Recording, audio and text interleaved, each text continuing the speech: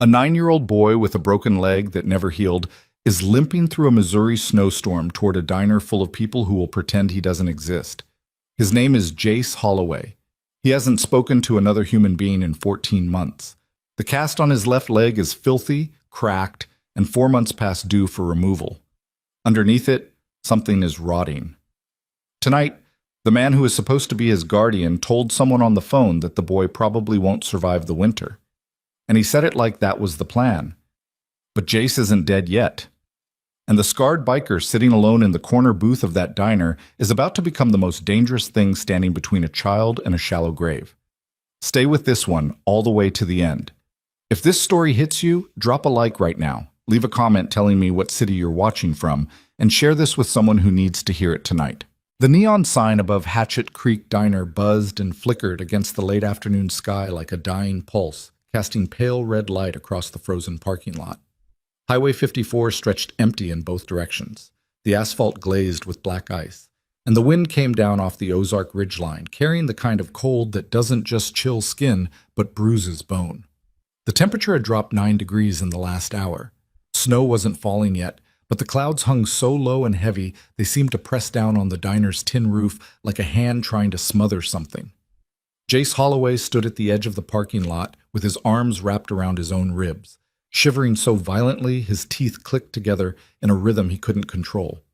He was 9 years old. He weighed 53 pounds, which was 20 pounds under where a boy his age should have been.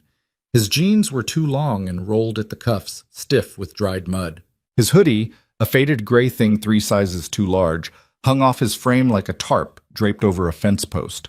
Beneath it, his skin was a map of bruises in various stages of healing. Yellow near his collarbone, purple-black along his ribs, a greenish smear across his left forearm where someone had grabbed him hard enough to leave 4 distinct fingerprints. But it was the leg that told the real story.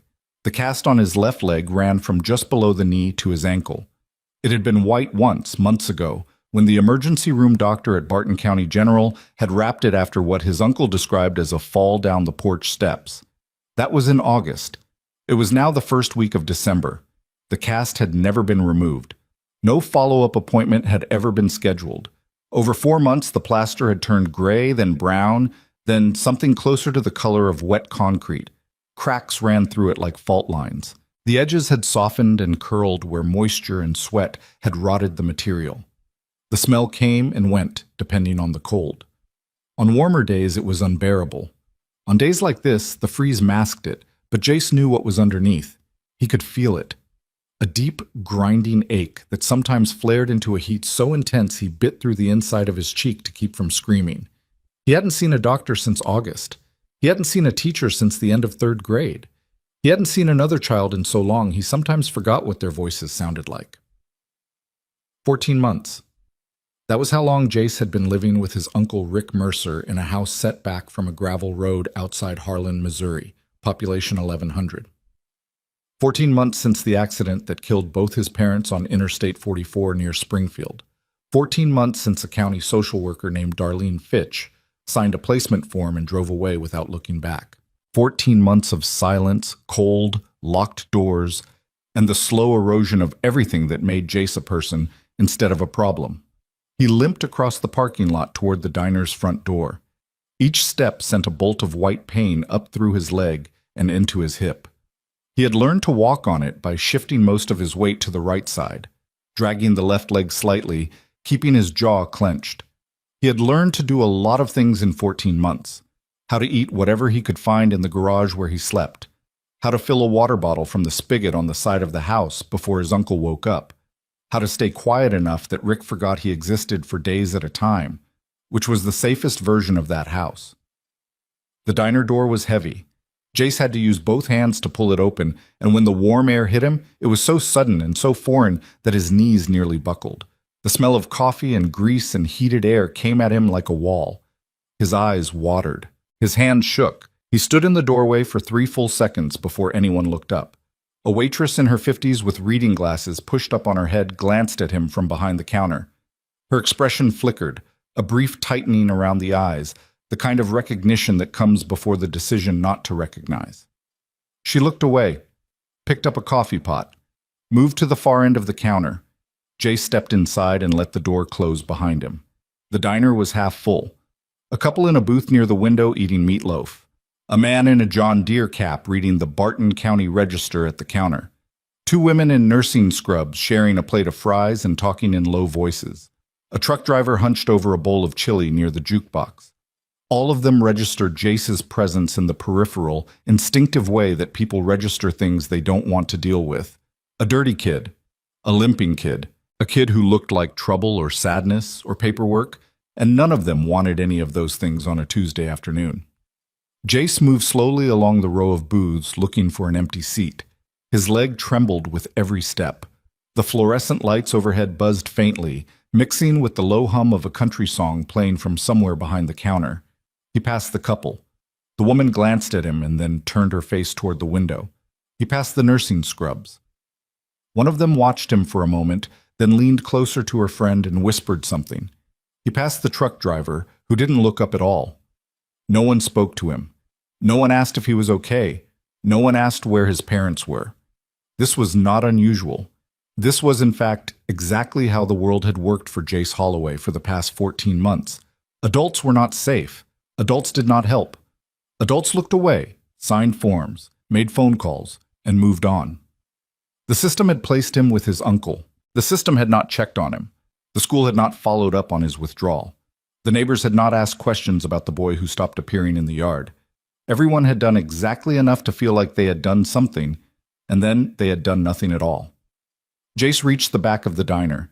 There was one booth left, tucked into the far corner where the overhead light had burned out, and the wall was stained with years of cigarette smoke that predated the indoor smoking ban. A man sat alone in that booth, his back to the wall, a plate of eggs and toast in front of him, a cup of black coffee steaming beside his left hand. He was big, not fat, just wide across the shoulders and heavy through the arms in a way that suggested years of physical work or physical damage, or both. His hair was dark, cut short but uneven, like he'd done it himself with clippers. A scar ran from the corner of his left eye down to his jawline, thick and raised, the kind of scar that came from something that should have killed him. He wore a black leather jacket with a patch on the left breast, a faded insignia of a wolf skull and crossed pistons, stitched beneath three words, Iron Veil MC. His name was Ridge Callahan. He was 41 years old. He had served 2 tours in Afghanistan with the Marine Corps before a roadside explosion outside Helmand Province sent shrapnel through his left knee, his right shoulder, and the lower half of his face. He had been medically discharged, inadequately treated, and quietly forgotten by the same system that had sent him overseas.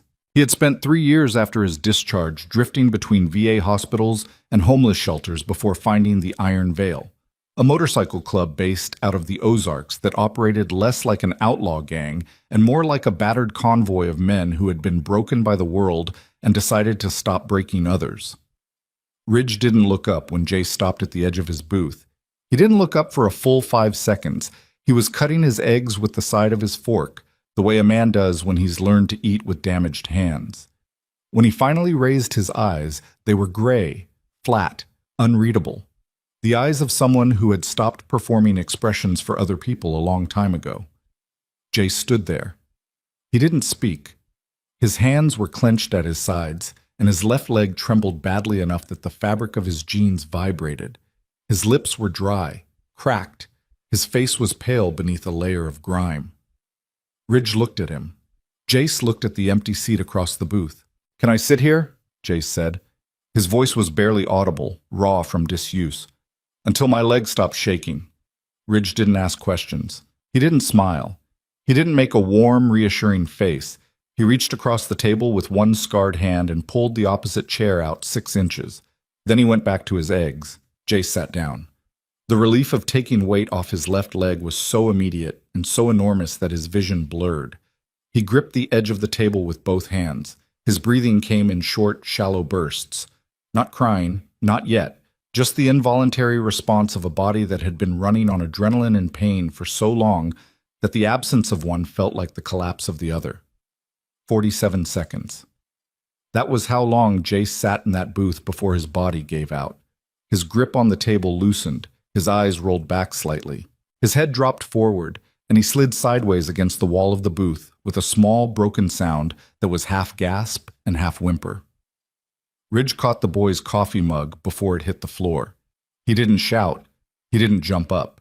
He set the mug down, leaned across the table, and pressed 2 fingers against the side of Jace's neck, checking for a pulse the way a man does when he has checked for pulses in worse places than this. The pulse was there. Fast, thready, but there. "Hey," Ridge's voice was low. Not soft. Low. A frequency that cut through noise without adding to it. "Kid, open your eyes." Jace's eyes opened. They were brown, enormous in his thin face, and so full of exhaustion that looking into them felt like staring down a well that had no bottom. "You're okay," Ridge said. He didn't say it like a comfort. He said it like a status report. "Your heart's beating, you're breathing, you're sitting up. Those are the 3 things that matter right now."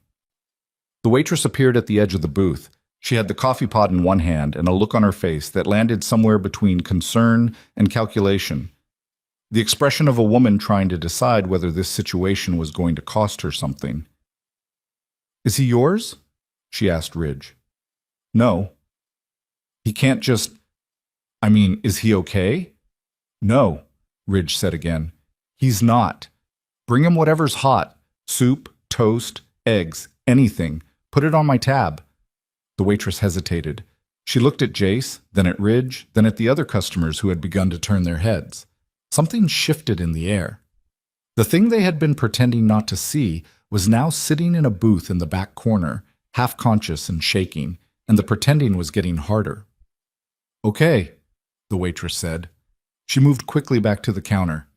Ridge heard her say something to the cook, her voice sharp and clipped, and then the sound of a ladle hitting a pot. Ridge turned back to Jace. "What's your name?" "Jace." "How old are you, Jace?" 9. "Where are your parents?" Jace's eyes dropped to the table. He didn't answer for a long time. When he finally spoke, his voice was flat, emptied of everything except the fact itself. "Dead." Ridge let the words sit. He didn't apologize. He didn't fill the silence with noise. He sat with it, the way a man sits with a wound that he knows cannot be sutured, only endured. "Who do you live with?" "My uncle." "Where is he?" "Home." "Does he know you're here?" Jace shook his head. "Does he know you're gone?" Jace shook his head again, slower this time, and something moved behind his eyes. A flash of fear so quick and so practiced that it had become almost invisible. Almost. Ridge had spent enough time around men who flinched at certain sounds to recognize the architecture of that fear. It wasn't the fear of getting in trouble. It was the fear of being found. The soup came. A thick bowl of chicken and rice, steaming, with a plate of white bread and butter beside it. The waitress set it down without speaking and retreated. Jace stared at it for a moment as if he didn't understand what it was. Then he picked up the spoon with both hands because his fingers were shaking too badly for one, and began eating. He ate the way people eat when they haven't eaten in days. No pausing, no tasting, just mechanical, desperate intake, the spoon moving from the bowl to his mouth and back again in a rhythm that had nothing to do with pleasure and everything to do with survival. Halfway through the bowl, he tore a piece of bread and soaked it in the broth, and ate that too. When he was done, he sat back and breathed, and for the first time since he'd entered the diner, his hands were still. Ridge watched all of this without expression. But beneath the stillness, calculations were running. The boy's weight. The tremor in his hands. The cast that should have been removed months ago. The hoodie that was clearly not his, probably grabbed from someone's donation pile or pulled from a trash bin. And the way Jace had positioned himself in the booth, back against the wall, eyes on the door, body angled toward the nearest exit. A 9-year-old sitting like a combat veteran. "Jace?" Ridge leaned forward slightly. "I'm going to ask you something, and you don't have to answer, but I need to know if someone is hurting you." Jace didn't flinch. He didn't cry. He did something worse. He went completely still. The stillness of a child who has been asked this question before, or something like it, and has learned that the answer doesn't matter because no one does anything with it. "He doesn't hit me anymore," Jace said quietly. "He just locks the door." Ridge's jaw tightened. One hand curled slowly into a fist beneath the table, then uncurled. He took a breath. held it, let it out through his nose. Where does he lock you? The garage. Is it heated? No. How long? Since August. Ridge was quiet for 10 seconds. In those 10 seconds, the diner hummed around them. Silverware on plates, the muffled country song, the cook scraping the grill, the low murmur of conversations that had all slowed slightly. The way conversations slow when people are listening without wanting to admit they're listening. In those 10 seconds, Ridge made a decision that would change everything. He pulled his phone from the inside pocket of his leather jacket. He scrolled through 3 contacts. He pressed call. The phone rang twice. Stone. Ridge's voice was steady, but there was something underneath it. A tension in the throat. A vibration in the lowest register. The sound of a man trying to keep his hands from shaking. I'm at Hatchet Creek Diner off 54. I need you to come now. Bring Deacon. Bring Cruz. And bring the kit. A pause on the other end. Yeah, Ridge said. It's that. He hung up. Jace was watching him with those enormous brown eyes, and for the first time there was something in them besides exhaustion. It was small. It was cautious. It was the faintest flicker of a question that the boy didn't dare ask out loud, because the last time he had trusted an adult with hope, the adult had locked him in a garage and let his leg rot. Who did you call? Jace whispered. Someone who gives a damn, Ridge said. Outside, the first snowflakes began to fall. They came slowly at first, drifting through the neon glow like ash from a fire that hadn't started yet, settling on the hoods of parked trucks and melting on the warm asphalt near the diner's exhaust vent. The temperature was dropping fast. The sky was the color of iron. Jace reached into the front pocket of his hoodie and pulled something out. It was small enough to fit in his palm, a brass key tag, rectangular, stamped with a number, 117. The kind of tag that comes attached to a motel room key at the kind of motel that still uses actual keys instead of cards. He set it on the table between them. Ridge looked at it. He didn't touch it. What's that? He said. Jace's voice dropped to almost nothing. My uncle keeps a room at the Pine Bluff Motor Lodge on Route 7. He goes there when he thinks I'm asleep. He keeps papers in there. About the money. What money? My mom and dad had insurance, a lot of it. My uncle told the lawyer he was using it for me, for school and food and the doctor. Jace paused. His lower lip trembled once, then went still. He doesn't use it for me. Ridge looked at the key tag. He looked at the boy. He looked at the door. Jace, how did you get here tonight? Walked. From Harlan. Yes. That's 11 miles. I know. On that leg. Jace didn't answer. He didn't need to. The answer was in the way he sat, in the way his body had folded in on itself like a structure that had been bearing weight too long, in the way his hands rested on the table now, small, filthy, scarred across the knuckles, where he had punched a concrete wall in the garage at some point during the months of darkness, not out of anger, but out of the desperate need to feel something other than cold. Ridge picked up his coffee, took a slow drink, set it down. You're not going back there tonight, he said. It was not a question, it was not a promise. It was a fact stated in the same tone a man uses to say the sun will come up or the road goes north. Jace heard it, and something inside him, something that had been clenched shut for 14 months, something that had been locked tighter than any garage door, loosened by a single imperceptible degree. Okay, Jace said. They sat in silence for 3 minutes. The snow came harder now, angling sideways across the parking lot in white streaks that looked almost violent in the neon light. The diner felt smaller, warmer, sealed off from the world outside. The waitress refilled Ridge's coffee without being asked and set a glass of water next to Jace's empty bowl. One of the nursing scrub women was watching them openly now, her phone on the table, her thumb hovering over the screen as if she was debating whether to call someone. Then Jace heard it. A low sound at first, almost lost beneath the wind. A mechanical growl, rising in pitch, joined by another, then another. The unmistakable harmonic of multiple V-twin engines approaching from the east. The sound grew, filling the air the way thunder fills a valley. Not sharp, but deep, pressing against the walls of the diner until the water in Jace's glass trembled. Headlights swept across the parking lot. One after another, motorcycles rolled in from Highway 54 and swung into the lot in a formation that looked both practiced and unhurried. 6 bikes, then 8, then 11. Heavy machines, Harleys and Indians, and a couple of stripped-down customs, ridden by men in black leather and denim, their faces set against the cold, their exhaust pipes trailing white vapor into the falling snow. The lead rider pulled to the center of the lot and killed his engine. He was tall, early 50s, with a shaved head and a beard gone to gray at the edges. His jacket bore the same wolf skull insignia as Ridge's, but with a larger patch beneath it. President. His name was Grayson Mercer. Everyone called him Stone. He had earned the name not from violence, but from an absolute geological refusal to move when someone needed him to stand still. He had buried 2 friends in Kandahar. He had buried his wife to cancer 6 years later. He had rebuilt himself not through healing, but through the slow, deliberate act of becoming useful to people who had no one else. Stone dismounted and walked toward the diner entrance. Behind him, the others followed, pulling off gloves, stamping boots against the cold. Among them, Deacon Hale, the club's medic, a former Navy corpsman who still carried a field kit everywhere he went. Cruz Delgado, vice president, a quiet man with a face that had been reconstructed after a roadside bomb, and eyes that missed nothing.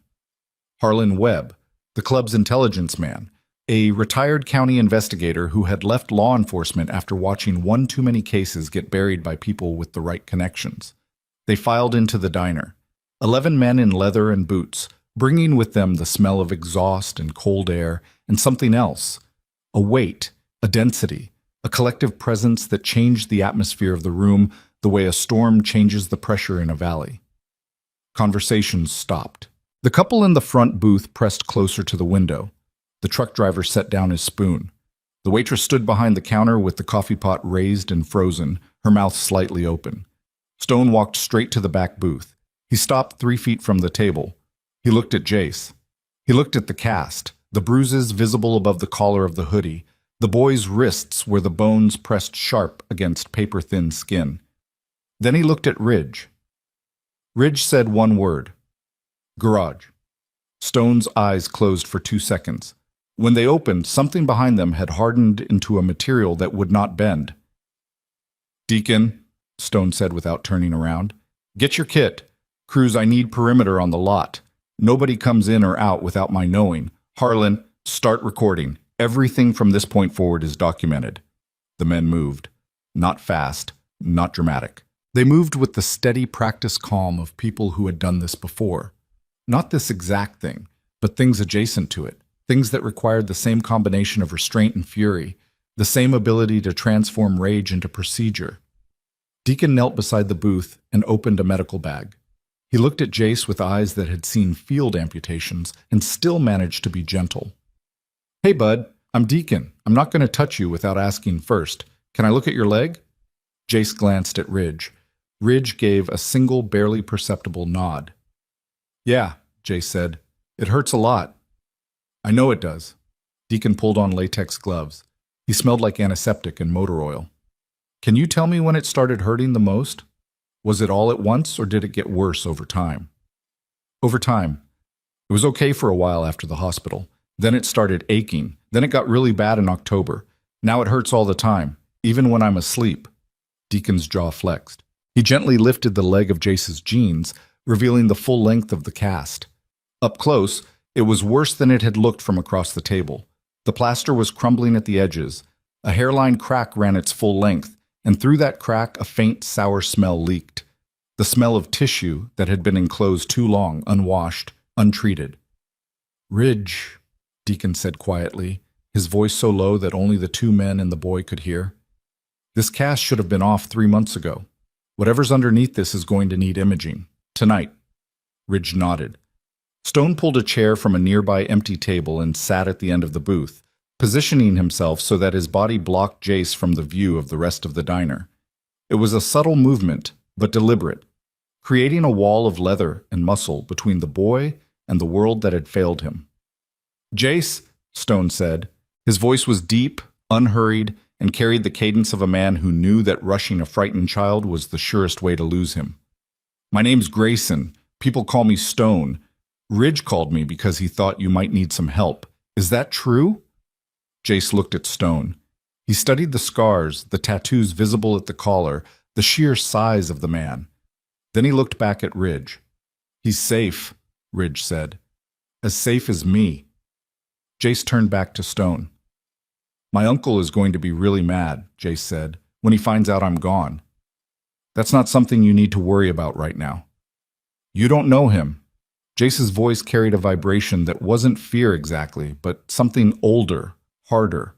The resignation of a child who has learned that the adults who promise to help are usually the first to hand him back. Everyone believes him, the social worker, the police, the doctor at the hospital. He's good at pretending.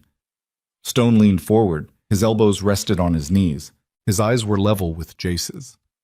I'm not going to pretend, Stone said. I'm not going to promise you anything I can't deliver. But I'm going to tell you something true. Are you listening? Jace nodded.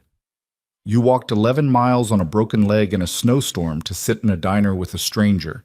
That means you already know no one is coming to save you. And that means you decided to save yourself.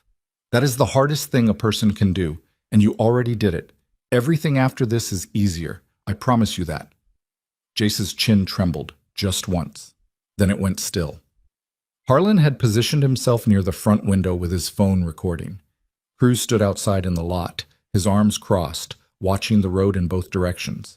The snow was coming down thick now, accumulating on the motorcycles, on the trucks, on the diner's roof. The world outside was turning white and silent. The world inside the diner smelled like coffee and soup and leather and the faint chemical tang of Deacon's antiseptic. Stone pulled his own phone from his jacket. He made 3 calls in rapid succession. The first was to the Barton County Sheriff's Department, requesting immediate welfare check authorization for a juvenile in critical condition. The second was to the Missouri Department of Children's Services emergency line, reporting suspected child abuse and neglect, requesting immediate protective custody evaluation. The third was to a woman named Vera Sinclair, a prosecutor in the circuit attorney's office who had worked with the Iron Veil before on cases where the system's cracks were wide enough to swallow children whole. Each call was brief, factual, calm. Stone gave names, locations, and a clinical summary of what Deacon had observed. He did not raise his voice, he did not editorialize. He delivered information the way a man delivers ammunition, precisely, efficiently, understanding that the weapon was useless without it. When he was done, he set the phone on the table and looked at Jace. People are coming, he said. Good people. People whose job it is to make sure you're safe. It's going to take a little time, and some of it is going to feel scary. But you're not going to be alone. Jace didn't respond. He was looking past Stone, past Ridge, past Deacon, past all of them. He was looking at the diner's front door, because through the glass, beyond the curtain of falling snow, beyond the row of motorcycles gleaming wet under the parking lot lights, a pair of headlights had turned off Highway 54 and was pulling slowly into the lot. It was a black Dodge Ram, clean, recent model, Missouri plates. Jace recognized it before anyone else did. His entire body went rigid. The color drained from his face so fast it looked like something had been pulled out of him. His hands gripped the edge of the table until his knuckles turned white, and a sound came from his throat. Not a word, not a cry, just a small, strangled noise that was the auditory equivalent of a door slamming shut. That's him, Jace whispered. That's my uncle. The truck stopped at the edge of the lot. The engine idled. The headlights cut through the snow and hit the diner's front window like searchlights. For a long, terrible moment, nothing happened. The truck just sat there, exhaust curling upward into the night, wipers beating slow against the accumulating snow. Then the driver's door opened. Rick Mercer stepped out. He was 44 years old, 6'1", clean-shaven, wearing a Carhartt jacket and work boots and the expression of a man who had been looking for something that belonged to him. He didn't look angry. He looked composed, controlled. He scanned the parking lot, took in the motorcycles, and his jaw tightened, but only slightly. He smoothed his jacket. He adjusted his collar. Then he walked toward the diner entrance with the steady, measured stride of a man who had spent 14 months convincing an entire community that he was a good man burdened with a difficult child. Cruz stepped into his path. "Diners at capacity," Cruz said. His voice was flat, his rebuilt face utterly unreadable. Rick stopped. He looked at Cruz, at the scars, the leather, the iron veil patch. "My nephew is in there," Rick said. His voice was calm, pleasant, the voice of a concerned guardian. "He's special needs, wanders off sometimes. I just need to collect him." "Nobody's collecting anybody tonight," Cruz said. Something flickered behind Rick's eyes, a flash of something that wasn't concern, something colder. Something that calculated distance and odds and consequence in the space between one heartbeat and the next. Inside the diner, Jace was pressed against the back of the booth, his knees drawn to his chest, his breathing rapid and shallow. Ridge had moved to the outside of the booth, positioning his body between the boy and the door. Stone stood. Deacon stayed low, his hand resting lightly on Jace's shoulder. "Jace?" Stone's voice cut through the boy's panic. "Look at me." Jace looked. "He cannot get to you. Do you understand? He cannot reach you." Through the diner window, Rick Mercer's face was visible. He was looking inside. His eyes moved across the room, past the counter, past the other customers, past the row of bikers standing between the booths, and landed directly on Jace. And for just 1 second, the mask slipped. It was brief, a fraction of a moment, but Ridge saw it. Stone saw it.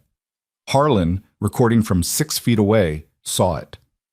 The expression that crossed Rick Mercer's face when he locked eyes with the boy through that glass was not the expression of a worried uncle. It was the expression of a man who had lost control of something he owned, and the fury beneath it was so pure and so absolute that it turned the falling snow outside into something that looked less like weather and more like a curtain being pulled back from a stage where the real performance was about to begin.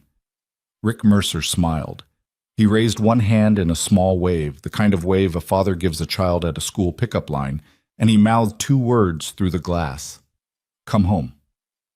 Jay stopped breathing, and in the silence that followed, in the space between the boy's terror and the Brotherhood's fury, and the storm pressing down on all of them, Ridge Callahan's phone buzzed once in his pocket.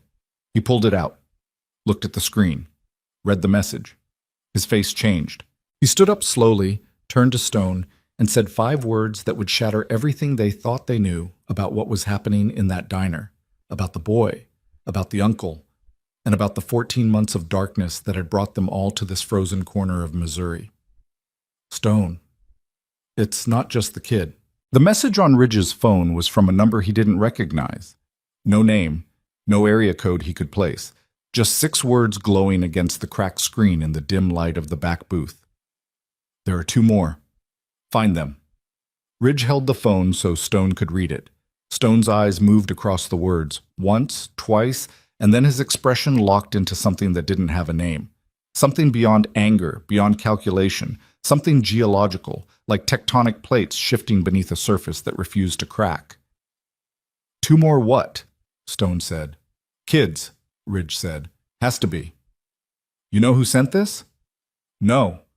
Stone took the phone from Ridge's hand and studied the number. He turned to Harlan, who was still recording near the front window, and held the phone up. "Harlan, trace this."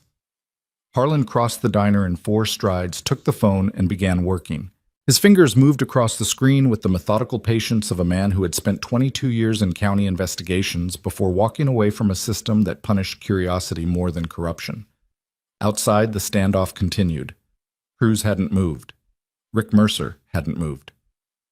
The snow fell between them like static on a dead channel, and the parking lot lights cast their shadows long and thin across the white ground. Rick's hands were in his pockets. His face was pleasant, patient, the face of a man who had learned to wait people out because waiting was cheaper than fighting. But his eyes kept drifting to the diner window, kept finding Jace.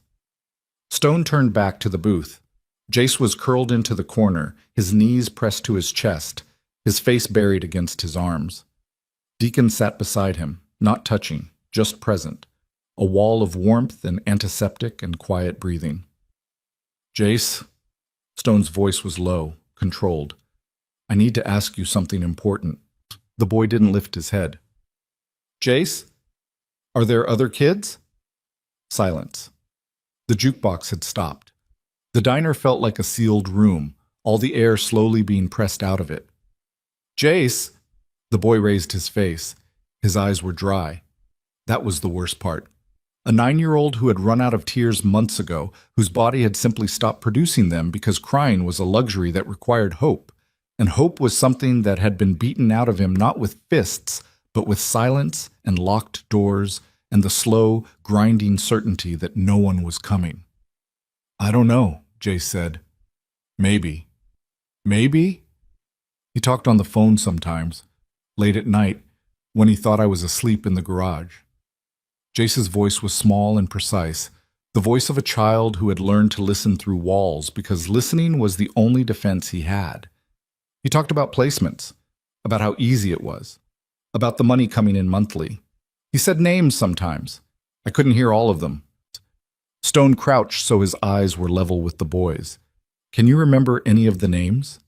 Jace's brow tightened, his hands twisted in the fabric of his hoodie. "Lily," he said. He said Lily a lot. And once, maybe twice, he said something about a kid in Polk County, but I don't know the name. He just called him the Polk One. Stone stood, his knees cracked. He crossed to where Ridge was standing near the counter and put his back to the room so that only Ridge could hear him. "If there are other children," Stone said, "this isn't a custody case. This is a pipeline." Ridge's jaw worked. A muscle in his temple jumped. "Insurance fraud?" "Bigger. Foster placements for profit. He gets the kids, collects the checks, trust payouts, insurance disbursements, state care subsidies, and warehouses them. Minimal cost, maximum return." "Who signs off on the placements?" "That's the question." They looked at each other. The weight of what was unfolding pressed down on both of them like the snow pressing down on the roof, silent and accumulating, and eventually enough to break something. "Stone!" Ridge's voice dropped to nearly nothing. "I know that look. Whatever you're thinking, we do this right. We don't go cowboy." "I never go cowboy." "Afghanistan, 2009, Fallujah compound. You went through a door alone." "There were children behind that door, too." The words landed between them and stayed there, heavy as spent brass. Ridge looked away first, not from weakness, from recognition. He knew that door. He had gone through similar doors himself, and he knew what it cost to go through them and what it cost to hesitate, and that both prices were paid in the same currency. Stone pulled out his phone and dialed Vera Sinclair again. This time, the conversation lasted 7 minutes. Stone paced near the counter, speaking in a low monotone that even Ridge could barely hear. When he hung up, his face had changed. The geological patience was still there, but beneath it, something had been activated. A mechanism that would not stop until it had completed its full rotation. "Vera's pulling placement records for Rick Mercer going back 5 years, Stone said, and she's flagging the Polk County connection. If there's a second child in the system under his control, she'll find them tonight." "And the third?" "If there is a third, they're either in the system or they're not. If they're not..." Stone let the sentence hang. The implication was clear enough. A child outside the system was a child no one was looking for. Ridge glanced toward the window. Rick was still standing in the parking lot, but he had moved. He was closer to his truck now, leaning against the tailgate, his phone to his ear. His mouth was moving fast. "He's calling someone," Ridge said. "Let him." "You're not worried?" Stone looked at Ridge with an expression that was almost, not quite, but almost, pity. "I'm counting on it. Whoever he calls next is the next person we need to find." The diner door opened. A blast of cold air rolled through the room, carrying snowflakes and the sharp bite of exhaust from the idling motorcycles. A deputy sheriff stepped inside. He was young, late 20s, with a red face and a uniform that looked too new to have seen much use. His hand rested on his belt, not on his weapon, but near it, the way a man's hand goes when he's nervous and trying not to show it. "I'm Deputy Lyle Granger, Barton County Sheriff's Department." His voice was pitched too high. He was addressing the room, but his eyes were on the bikers. "We got a call about a missing child. I need to speak to whoever's in charge here." Stone stepped forward. "I made the call." Granger looked at Stone, at the leather, the patches, the shaved head, the size of him, and his hand moved 1 inch closer to his belt. "You're Iron Veil? That's right." The call said the child was in danger. "The child is in that booth." Stone pointed. His name is Jace Holloway. He's 9. He walked 11 miles in a snowstorm on a broken leg that hasn't been treated in 4 months. The man in the parking lot is his legal guardian, Rick Mercer, and I am telling you right now that child cannot leave with him tonight. Granger's eyes moved to the booth. He saw Jace. He saw the cast. He saw the way the boy was pressed into the corner like an animal trying to disappear into a wall. Something moved across the deputy's face. The same flicker that had crossed the waitress's face an hour ago. The same recognition before the decision not to recognize. But Granger was wearing a badge, which meant the decision carried different weight. I need to talk to Mr. Mercer, Granger said. He's outside. Granger moved toward the door, then stopped. He turned back to Stone. Nobody leaves until I sort this out. Wasn't planning on it. Granger went outside. Through the window, the entire diner watched him approach Rick Mercer. The two men stood in the snow, and even through the glass, even without hearing the words, the dynamic was visible. Rick was talking. Granger was listening. Rick's hands moved in calm, explanatory gestures. The gestures of a reasonable man dealing with an unreasonable situation. He pointed at the diner. He shook his head. He laughed once, a short, companionable laugh that fogged the air between them. And Granger was nodding. He's buying it, Ridge said from the window. His voice was tight. Stone said nothing. He was watching. Granger nodded again. He put his hand on Rick's shoulder, a brief, familiar touch, the kind of touch that said, I understand. I believe you. Let's get this sorted. Then both men turned and walked toward the diner entrance. Ridge looked at Stone. Stone looked at Jace. Jace was watching the door. His body had gone rigid again, that terrible stillness, and his lips were moving without sound.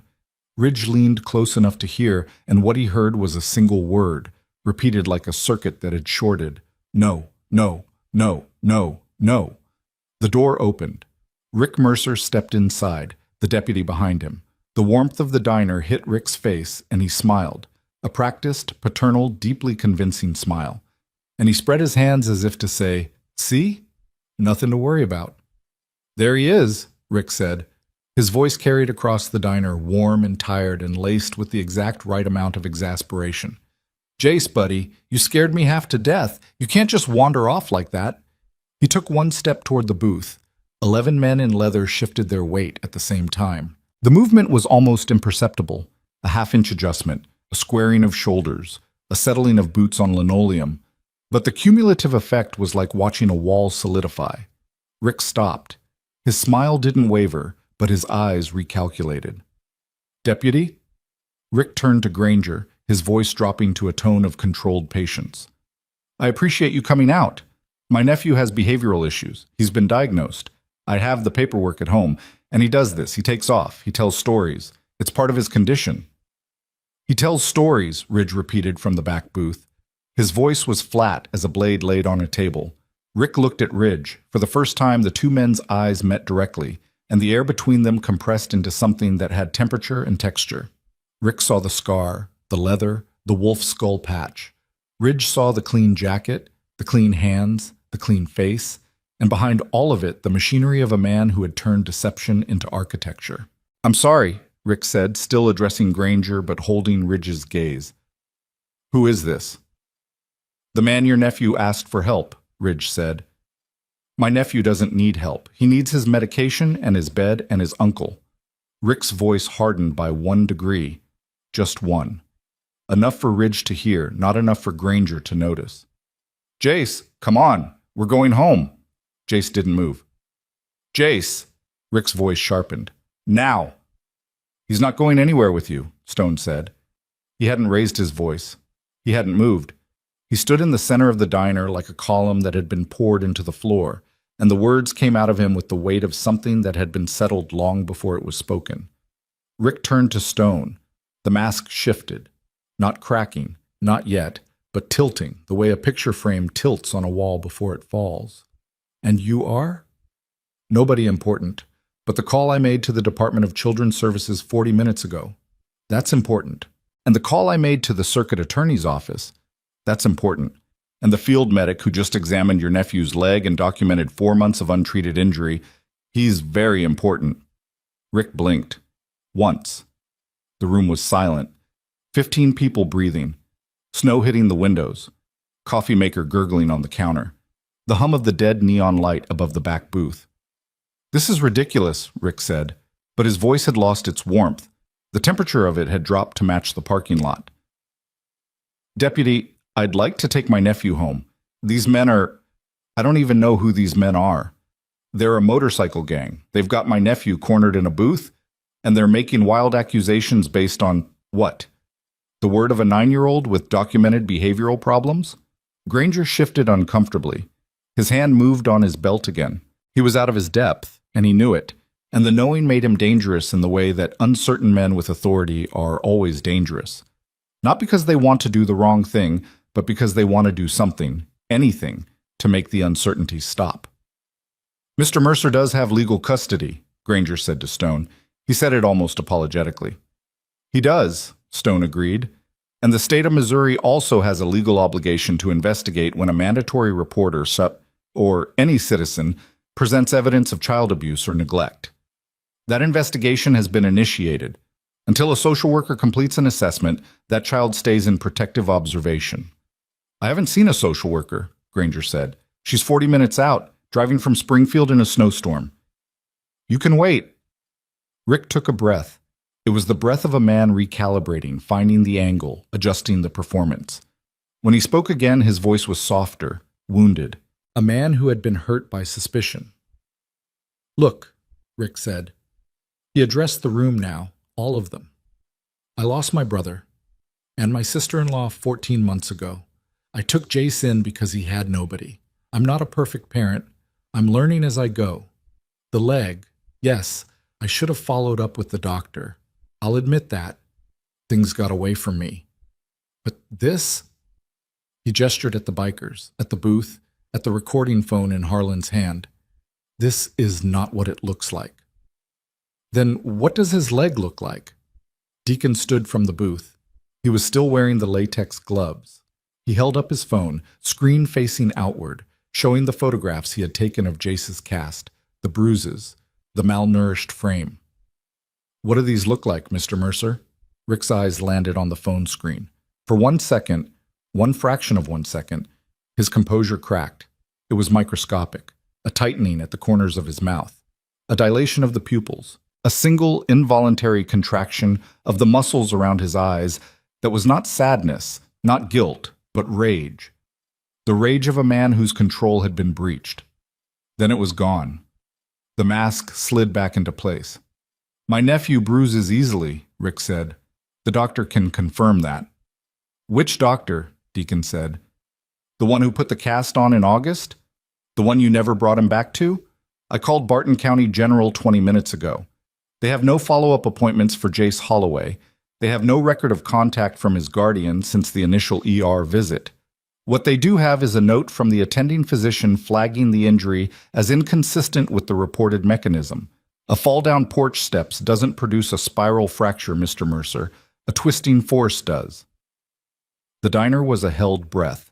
Rick Mercer stood in the center of the room, 11 bikers arrayed around him, a deputy behind him who was slowly beginning to understand that he was not in the middle of a custody dispute, but standing at the edge of something much deeper and much darker. Rick's hands, which had been open and gesturing, went still at his sides. His chin lifted slightly. The pleasantness drained from his face the way color drains from a sky before a storm, and what was left was something lean and hard and absolutely calculating. "I want a lawyer," Rick said, "and I want my nephew." "You can have the first one," Stone said. "You can't have the second." Rick's gaze swung to Jace. The boy hadn't moved from the corner of the booth. He was watching his uncle with an expression that Ridge had seen before. On the faces of men in forward operating bases who could hear incoming fire and knew there was nowhere to go.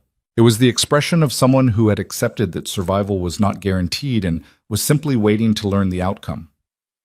"Jace," Rick said. His voice dropped to something private, intimate, the frequency reserved for closed rooms and locked garages, and words spoken where no one else could hear. "Tell them we're fine. Tell them you want to come home." Jace opened his mouth. Every person in the diner leaned forward by an inch.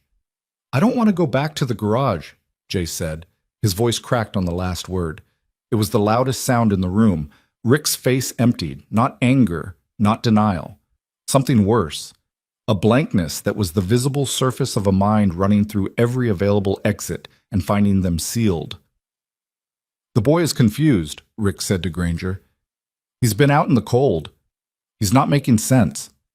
Granger looked at Jace. He looked at the cast. He looked at Deacon's phone. He looked at the 11 men who stood between Rick Mercer and the booth, like a wall that had been poured from iron and grief.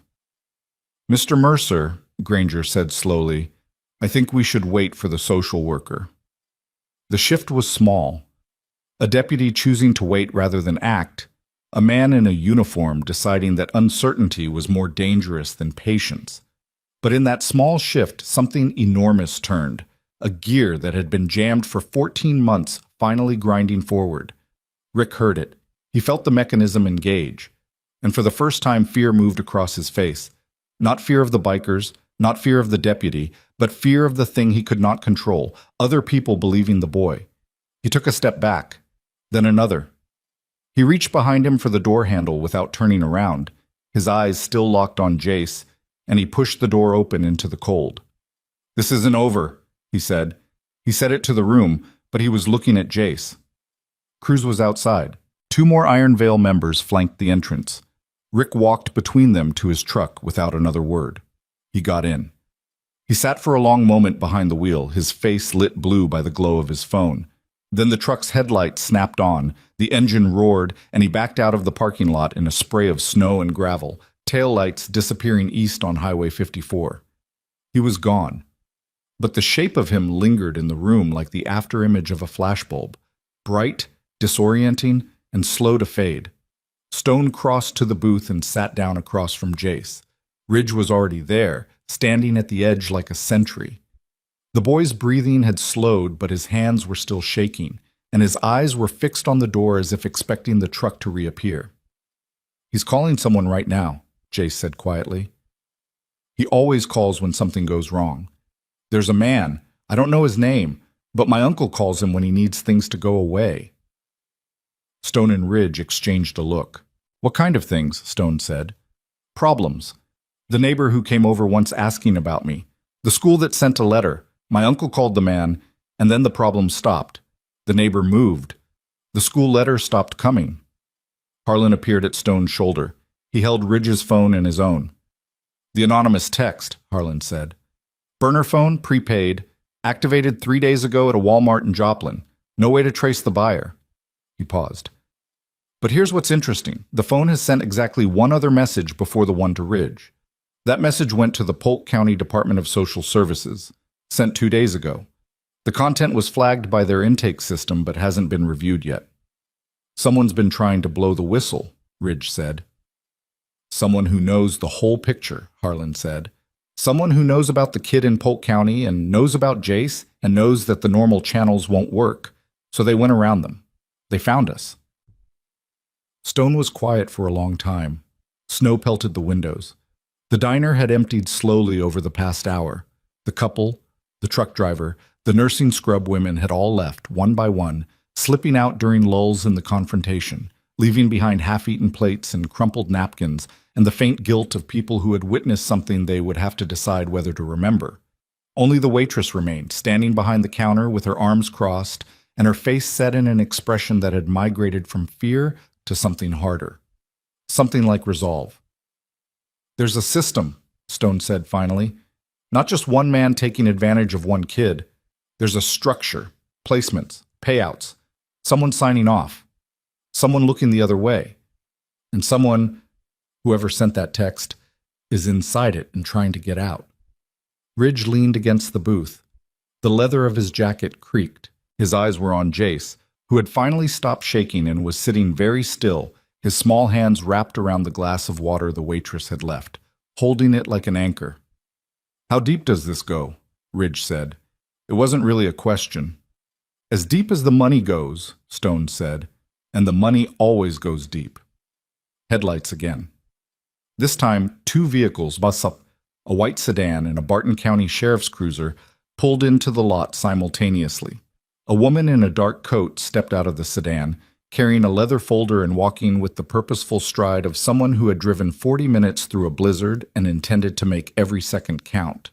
She was tall, mid-40s, with close-cropped hair and reading glasses pushed to the top of her head. Her name tag read M. Delacroix, MDCS, Emergency Response. The cruiser held a different deputy, older, heavier. He stepped out and exchanged a few words with Granger that no one inside could hear, and Granger's posture changed. His shoulders dropped, his hand moved away from his belt, and his face took on the expression of a man who had just been told quietly and firmly that the situation was above his pay grade. Delacroix entered the diner. She scanned the room in 2 seconds. Her eyes landed on Jace, and something tightened in her face. A professional tightening, the controlled recognition of someone who had seen 100 variations of this exact tableau, and knew that the ones involving children in winter were always the worst. I'm Michelle Delacroix, Emergency Response, Department of Children's Services. She addressed Stone, but was already moving toward the booth. I need to see the child. Now. Deacon stepped aside. Delacroix knelt beside the booth, bringing herself to Jace's eye level. She did not touch him. She did not smile. She looked at him the way a person looks at a house fire, with full attention, with measured urgency, with the understanding that the first priority is determining whether anyone is still alive inside. Hi, Jace. My name is Michelle. I'm going to ask you some questions, and I need you to tell me the truth, even if the truth feels scary. Can you do that? Jace looked at Ridge, then at Stone, then back at Michelle. Yes, he said. Michelle opened her leather folder. She began asking questions in a low, steady voice. About the garage, about the cast, about the food, about the phone calls, about the motel key, about how long, about how often, about who else knew. Jace answered each one in the same flat, precise voice he had used with Stone, the voice of a child who had rehearsed this testimony in his own mind 1,000 times in the dark, waiting for someone to finally ask. Outside, the snow was building. 3 inches on the parking lot now, maybe 4. The motorcycles were buried up to their engine guards. The neon sign buzzed and flickered, and the night pressed in from all sides, and inside the diner, a 9-year-old boy was doing the bravest thing he would ever do, telling the truth to someone with the power to act on it. Ridge stepped outside. He needed air. He needed the cold. He stood on the diner's front step and lit a cigarette, the first one in 8 months, and the smoke mixed with his frozen breath and rose into the falling snow. His hands were steady now. The shaking had stopped. Something else had replaced it. Something heavier. Something that settled into his chest like ballast in the hull of a ship. Cruz appeared beside him. Rick Mercer's phone records, Cruz said. Harlan pulled what he could from the carrier lookup. In the last 20 minutes, Rick made 4 calls. 1 to a residential number in Harlan, probably his house. 1 to the Pine Bluff Motor Lodge. 1 to an attorney in Barton County. Cruz paused. And 1 to a number registered to the Barton County Department of Social Services. Ridge turned his head slowly. The cigarette burned between his fingers. He called DCS? Direct line, not the switchboard. A personal extension. Whose? Cruz held up his phone. On the screen was a name pulled from a county employee directory. Ridge read it. The cigarette dropped from his fingers into the snow, and he didn't notice. That's Jace's caseworker, Ridge said. That's the social worker who signed off on the placement. Darlene Fitch, Cruz confirmed. He's not just calling his lawyer, he's calling the person who put the boy there. Cruz said nothing. He didn't need to. The implications unfolded in the frozen air between them like a map being spread across a table, and every road on that map led to the same destination. The system that was supposed to protect Jace Holloway had not merely failed. It had been designed to fail. The locks, the silence, the missing follow-up appointments, the school withdrawal that no one questioned. None of it was negligence. All of it was architecture. Ridge crushed the cigarette under his boot and went back inside. He walked straight to Stone, who was standing near the counter watching Michelle work. We have a problem, Ridge said. The social worker who placed Jace with Rick Mercer, Darlene Fitch. Rick just called her. Direct line, personal extension, 20 minutes ago. Stone's expression didn't change, but his hands, which had been resting at his sides, slowly curled into fists and stayed that way. Vera Sinclair needs to know this before morning, Stone said. Stone. If Fitch is compromised, every placement she's signed off on is contaminated. Every kid she's put somewhere, we don't know what they walked into. I know. And if Rick gets to her before we do, if she starts shredding files or scrubbing records, I know, Ridge. The two men stood facing each other. Around them, the diner hummed with its dying rhythms. The last pot of coffee, the waitress wiping down tables she had already wiped, Deacon repacking his medical kit, Harlan still working his phone, and in the booth, Jace answering Michelle Delacroix's questions with the calm, devastating precision of a boy who had nothing left to lose. Stone's phone rang. He answered it, listened for 30 seconds, and hung up without saying a word. He looked at Ridge. His face was the face of a man who had just opened a door and found exactly the kind of darkness he had spent his entire life preparing for. That was Vera, Stone said. She pulled the placement records. Rick Mercer is the legal guardian of 3 children in the state of Missouri. Jace Holloway, placed 14 months ago. Lily Chen, age 7, placed 9 months ago in the same house. And a boy named Marcus Webb, age 11, placed in Polk County under a secondary guardianship arrangement 6 months ago. Ridge's breath left him. 3 kids. 3 kids. And Vera says the financial disclosures attached to all 3 placements were filed by the same caseworker. Fitch. Fitch. Stone's voice was iron-dragged across stone. And the court that approved every placement, the family court judge who signed every order without a hearing, is Judge Raymond Orr, Barton County Family Court. How many people are in this? Stone looked out the window at the falling snow, at the buried motorcycles, at the empty highway stretching into darkness. When he spoke, his voice carried the weight of a man who understood that the next 48 hours would determine whether 3 children lived or disappeared into a system that had been turned into a machine for erasing them. Enough people to build it, Stone said, and not enough people to stop us from tearing it down. In the booth, Jace Holloway set down his glass of water. He looked at Ridge through the gap between Stone's shoulder and the edge of the counter. His eyes were steady, his hands were still. And he said very quietly, to no one and to everyone, "Lily's in the basement." 3 words. Lily's in the basement. They hit the diner like a bullet through plate glass. Silent entry, catastrophic exit. Every man in the room turned toward the booth. Michelle Delacroix's pen stopped moving. Deacon's hands froze over his medical kit. The waitress behind the counter set down a coffee mug with a sound that was too loud in the sudden vacuum. Stone crossed the diner in 4 strides. He didn't sit. He braced both hands on the edge of the booth and leaned in until his face was 2 feet from Jace's. "Say that again." Jace's voice didn't waver. "Lily, she's in the basement, at the house. Your uncle's house." "Yes. Right now. She's always in the basement. She doesn't come upstairs." He put a lock on the door from the outside, the kind with the deadbolt. Jace's eyes were dry, flat, reporting facts the way a field observer reports coordinates. No emotion, just data. "I hear her crying sometimes, through the floor, when I'm in the garage." Stone straightened. The air in his lungs came out in a single controlled exhale that fogged the space between them. He turned to Ridge. Their eyes met, and in that exchange was a calculation that required no words. A 7-year-old girl locked in a basement on a night when the temperature outside was 12 degrees and dropping, in a house whose owner had just been exposed and was now running scared with a phone full of contacts and a head full of desperation. "How long?" Ridge said. "How long has she been there?" Jace's brow creased, as if the question required measuring something that had no edges. "Since before it got cold. Maybe September. I don't know exactly. He brought her in at night. I wasn't supposed to know." "But you heard." "I hear everything. The garage wall is thin." Michelle Delacroix stood. She was already dialing. Her face had shifted from professional calm to something sharper.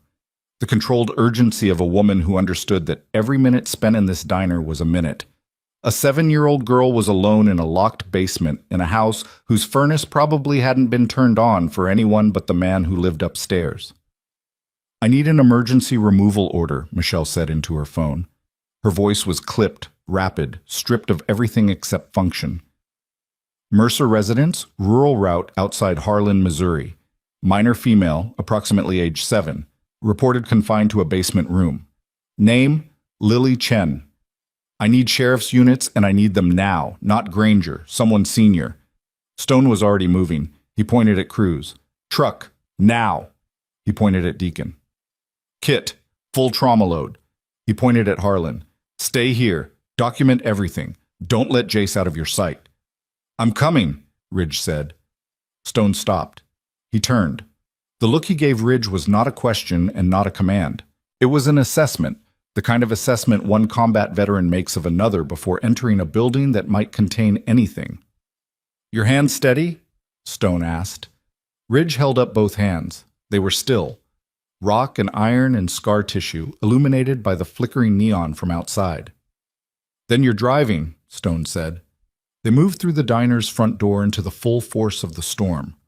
The snow had intensified in the past hour, shifting from scattered flakes to a dense driving curtain that cut visibility to 30 yards. The parking lot was buried. The motorcycles were shapes under white drifts. Cruz's truck, a heavy-duty Ford with oversized tires and a steel brush guard, was idling at the edge of the lot, exhaust pouring white into the black air. Ridge climbed behind the wheel. Stone took shotgun. Cruz and Deacon loaded into the back seat, Deacon cradling the medical bag between his knees like a man holding a child. The doors slammed shut, one after another, 4 concussions of metal that sounded like the chambers of a revolver cycling. Ridge pulled onto Highway 54. The truck's headlights punched 2 columns of white light through the falling snow, illuminating nothing but the endless hypnotic rush of flakes against the windshield. The wipers beat a steady rhythm. No one spoke. The heater roared. The road was empty. 11 miles to Harlan. 11 miles that Jace had walked on a broken leg, in the dark, in the cold, with nothing but a brass motel key and the desperate animal knowledge that if he didn't leave tonight, he would not survive to leave at all. Ridge drove fast. Not reckless. Fast. The truck held the road through the packed snow with the heavy, deliberate traction of something built for exactly this. He watched the center line and the shoulders and the tree line and the mirror, all at once, the way a man watches a landscape when he's been trained to expect contact from any direction. Rick's got a 30-minute head start, Cruz said from the back seat. If he went straight home, he didn't go straight home, Stone said. He called 4 people. One of them was the social worker. One was the motel. He's cleaning, destroying evidence, covering ground. And the girl? Stone was quiet for 3 seconds. If he's smart, he moves her. If he's panicking, he leaves her and runs. And if he's neither, Ridge said, eyes on the road. The silence in the truck answered that question. If Rick Mercer was neither smart nor panicking, if he was something else, something colder, something that had already calculated the mathematics of loose ends, then a 7-year-old girl in a locked basement was not a person to be moved or abandoned. She was evidence to be eliminated. Ridge's foot pressed harder on the accelerator. They passed the Harlan town limit at 9:47 p.m. The town was dark. A single streetlight at the main intersection illuminated the post office, the feed store, a shuttered gas station. No traffic. No pedestrians. The kind of small Missouri town that looked abandoned even when everyone was home, because the homes were spread far apart and the darkness between them was absolute. Stone directed Ridge off the main road onto a gravel county route that wound north through bare timber. The headlights caught fence posts, mailboxes, the occasional reflective eye of a deer at the tree line. Then, half a mile down a side road with no name, a house materialized through the snow. It was a single-story structure with a partial basement set back from the road behind a screen of leafless oaks. White vinyl siding stained gray by weather and neglect. A covered porch with a sagging rail. No lights. No vehicles in the gravel drive. The black Dodge Ram was absent. Ridge killed the headlights and coasted the last 100 yards, stopping at the edge of the property. He's not here, Cruz said. Doesn't mean she's not, Stone said. He opened his door and stepped into the snow. His boots sank 4 inches. The cold hit immediately. Not the cold of the diner parking lot, but a deeper cold, a rural cold, the kind that comes when there's nothing between you and the wind for 50 miles. They moved up the driveway. 4 men, spread slightly, each watching a different angle. Not a military formation. They had all been military once, but they weren't military now. They were something else. Something that existed in the space between the law and the failures of the law, in the gap between what the system promised and what it delivered. Ridge reached the front porch first. The boards creaked under his weight. The front door was closed, but not locked. The handle turned freely. He pushed it open and the smell hit him like a physical barrier. Old garbage, stale cigarettes, something chemical, bleach maybe, or ammonia. The kind of smell that comes from a house that hasn't been cleaned in months and then has been suddenly, desperately cleaned in a hurry. On top of all of it, the cold. The house was cold. Not as cold as outside, but close. The thermostat on the hall wall read 51 degrees. Stone flipped a light switch. A single bulb in the hallway ceiling flickered on, casting yellow light across stained carpet and bare walls. The house was nearly empty. A couch in the living room, a television on a folding table, a kitchen with a sink full of dishes. No photographs, no children's belongings, no evidence that a child had ever lived here except for a single item sitting on the kitchen counter. A plastic cereal bowl, the kind with a cartoon character on the bottom, sitting in a dried ring of milk that had been there long enough to turn yellow. "Basement," Stone said. They found the door in the hallway between the kitchen and a bedroom. It was a standard interior door, hollow core, painted white, but the hardware was wrong. A heavy-gauge sliding bolt had been installed on the hallway side, the kind of bolt meant for an exterior gate or a storage shed. It was closed, locked, from the outside. Ridge stared at the bolt. His hand reached for it, stopped, hung in the air. "Deacon," he said. His voice was barely audible. "Be ready." He slid the bolt. The metal scraped against the bracket with a sound that was too loud in the silent house. He pulled the door open. Stairs, narrow, unfinished. Bare wood treads disappearing into darkness. The smell from below was different, damper, colder, carrying the faint sweetness of unwashed skin and old fabric. A single pull-chain light hung at the top of the stairs. Ridge pulled it. A bare bulb lit the stairwell, revealing concrete walls, exposed pipes, and a floor that was half concrete and half packed earth. He descended. Stone was behind him, Deacon behind Stone. Cruz held the top of the stairs. The basement was small, maybe 15 by 20 feet. The ceiling was low enough that Stone had to duck. Against the far wall, a mattress sat on the floor. No frame, no box spring, just a twin mattress, stained and flat, with a single blanket bunched at one end. Beside the mattress, a plastic bucket, a gallon jug of water, 2/3 empty, a brown paper bag containing 3 granola bar wrappers and nothing else. And on the mattress, curled into a shape so small it could have been a pile of laundry, was a girl. She was 7 years old. Her hair was black, tangled, matted against one side of her head where she had been sleeping on it. She wore a long-sleeved shirt 2 sizes too big and sweatpants with the drawstring pulled tight enough to bunch the waistband into folds. Her feet were bare. Her skin, in the light of the single bulb, was the color of old paper. Her eyes were open. She was staring at them. She was not screaming. She was not crying. She was not moving. She was watching them with an expression that Ridge recognized from a place so deep in his memory that accessing it felt like reaching into a wound. It was the expression of someone who has been in the dark so long that the sudden appearance of light does not feel like rescue. It feels like a new kind of danger. Deacon moved past Ridge. He set his medical bag on the floor and crouched at the edge of the mattress, keeping 3 feet of distance, making himself as small as a man his size could manage. "Lily," Deacon said. His voice was the voice he used in field hospitals, slow, warm, calibrated to a frequency that could reach through shock and pain and the white noise of survival mode. "My name is Deacon. You're not in trouble. Nobody here is going to hurt you. We're going to get you out of here." Lily didn't respond. Her eyes moved from Deacon to Ridge to Stone and back to Deacon. She was cataloging them, measuring them, calculating whether these large men in leather and boots were the same kind of large men as the one who locked the door at the top of the stairs. "Lily," Deacon tried again. "Can you talk to me? Can you tell me how you're feeling?" Nothing. Then, so small it was almost inaudible, a sound. Not a word, a breath with a shape inside it, a single syllable that had been compressed by terror and cold and weeks of darkness into something barely recognizable as language. Cold. Ridge turned away.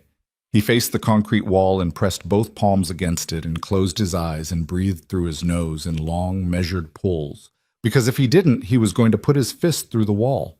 And putting his fist through the wall wouldn't help the girl on the mattress. His hands shook. His jaw shook. Something behind his sternum was cracking along fault lines that had been there since Helmand Province, since the explosion that took half his face, since the first time he understood that the world contained people who locked other people in dark rooms and left them there. Stone was already on the phone. His voice was granite. "Vera, we're at the house. We found the girl, Lily Chen, age 7. She's alive. Basement confinement. No heat, no sanitation, minimal food and water. We need paramedics, we need police, and we need them here before Rick Mercer comes back, because if he walks through that door before they arrive, I cannot guarantee what happens next." He hung up. He looked at Ridge's back, at the man's hands pressed flat against the concrete, at the tremor running through his shoulders. "Ridge!" Ridge didn't turn. "Ridge, I need you upstairs. I need you at the door. I need your eyes on that road." Ridge exhaled. He pushed off the wall. He turned. His face was composed, but his eyes were not. His eyes were the eyes of a man who was holding something back by force of will alone. And the will was not infinite. "Go," Stone said. Ridge went up the stairs. Cruz was at the top, his rebuilt face set in an expression that could have been carved from the same stone as his name. He looked at Ridge. He didn't ask what was downstairs. He could see it in the way Ridge moved. "Front window," Ridge said. "Both of us. He comes back. I want to see his headlights from a mile out." They positioned themselves in the dark living room. Through the window, the gravel road was a white ribbon between black trees. Snow continued to fall. The house groaned in the wind. From below, the muffled sound of Deacon's voice, slow, patient, repeating simple words, building a bridge syllable by syllable toward a child who had forgotten what bridges were for. Ridge's phone buzzed. He looked at the screen. Harlan's name. "Talk," Ridge said. "I've been digging." Harlan's voice was tight, compressed, the voice of a man who had found something he wished he hadn't. "The placement records Vera pulled, I cross-referenced them with the county court filings. Every one of Rick Mercer's guardianship appointments was handled through Judge Orr's court. Everyone was processed by Darlene Fitch. But here's where it gets bad. It's already bad, Harlan. It gets worse. Fitch didn't just process Jace's placement. She processed 9 placements in the last 4 years. All single guardian assignments. All to individuals with no prior fostering experience. All with attached insurance payouts or trust disbursements or state subsidy packages that exceed the standard rates by 200 to 300%.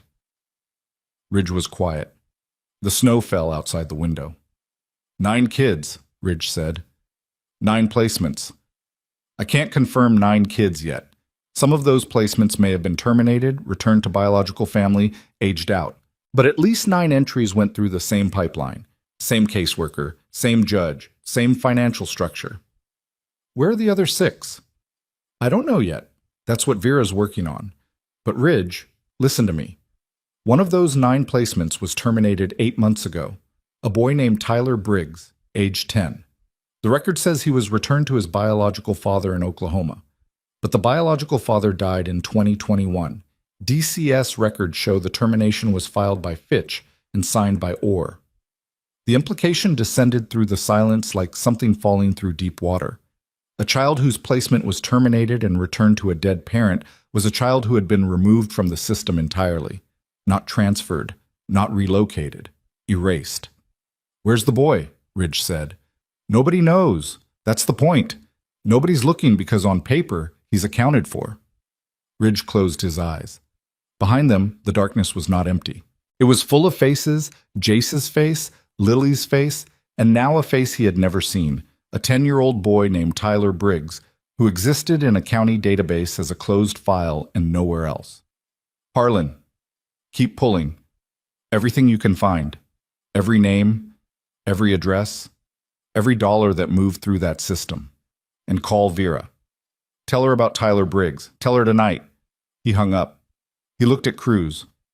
9 kids, Ridge said. Cruz's jaw tightened. His hands, resting on the windowsill, curled slowly into fists. This isn't one man, Cruz said. This is a business. Yeah. Rick Mercer, Darlene Fitch, Judge Raymond Orr. Minimum 3 people. Probably more. Probably. And one of them, at least one of them, made a child disappear.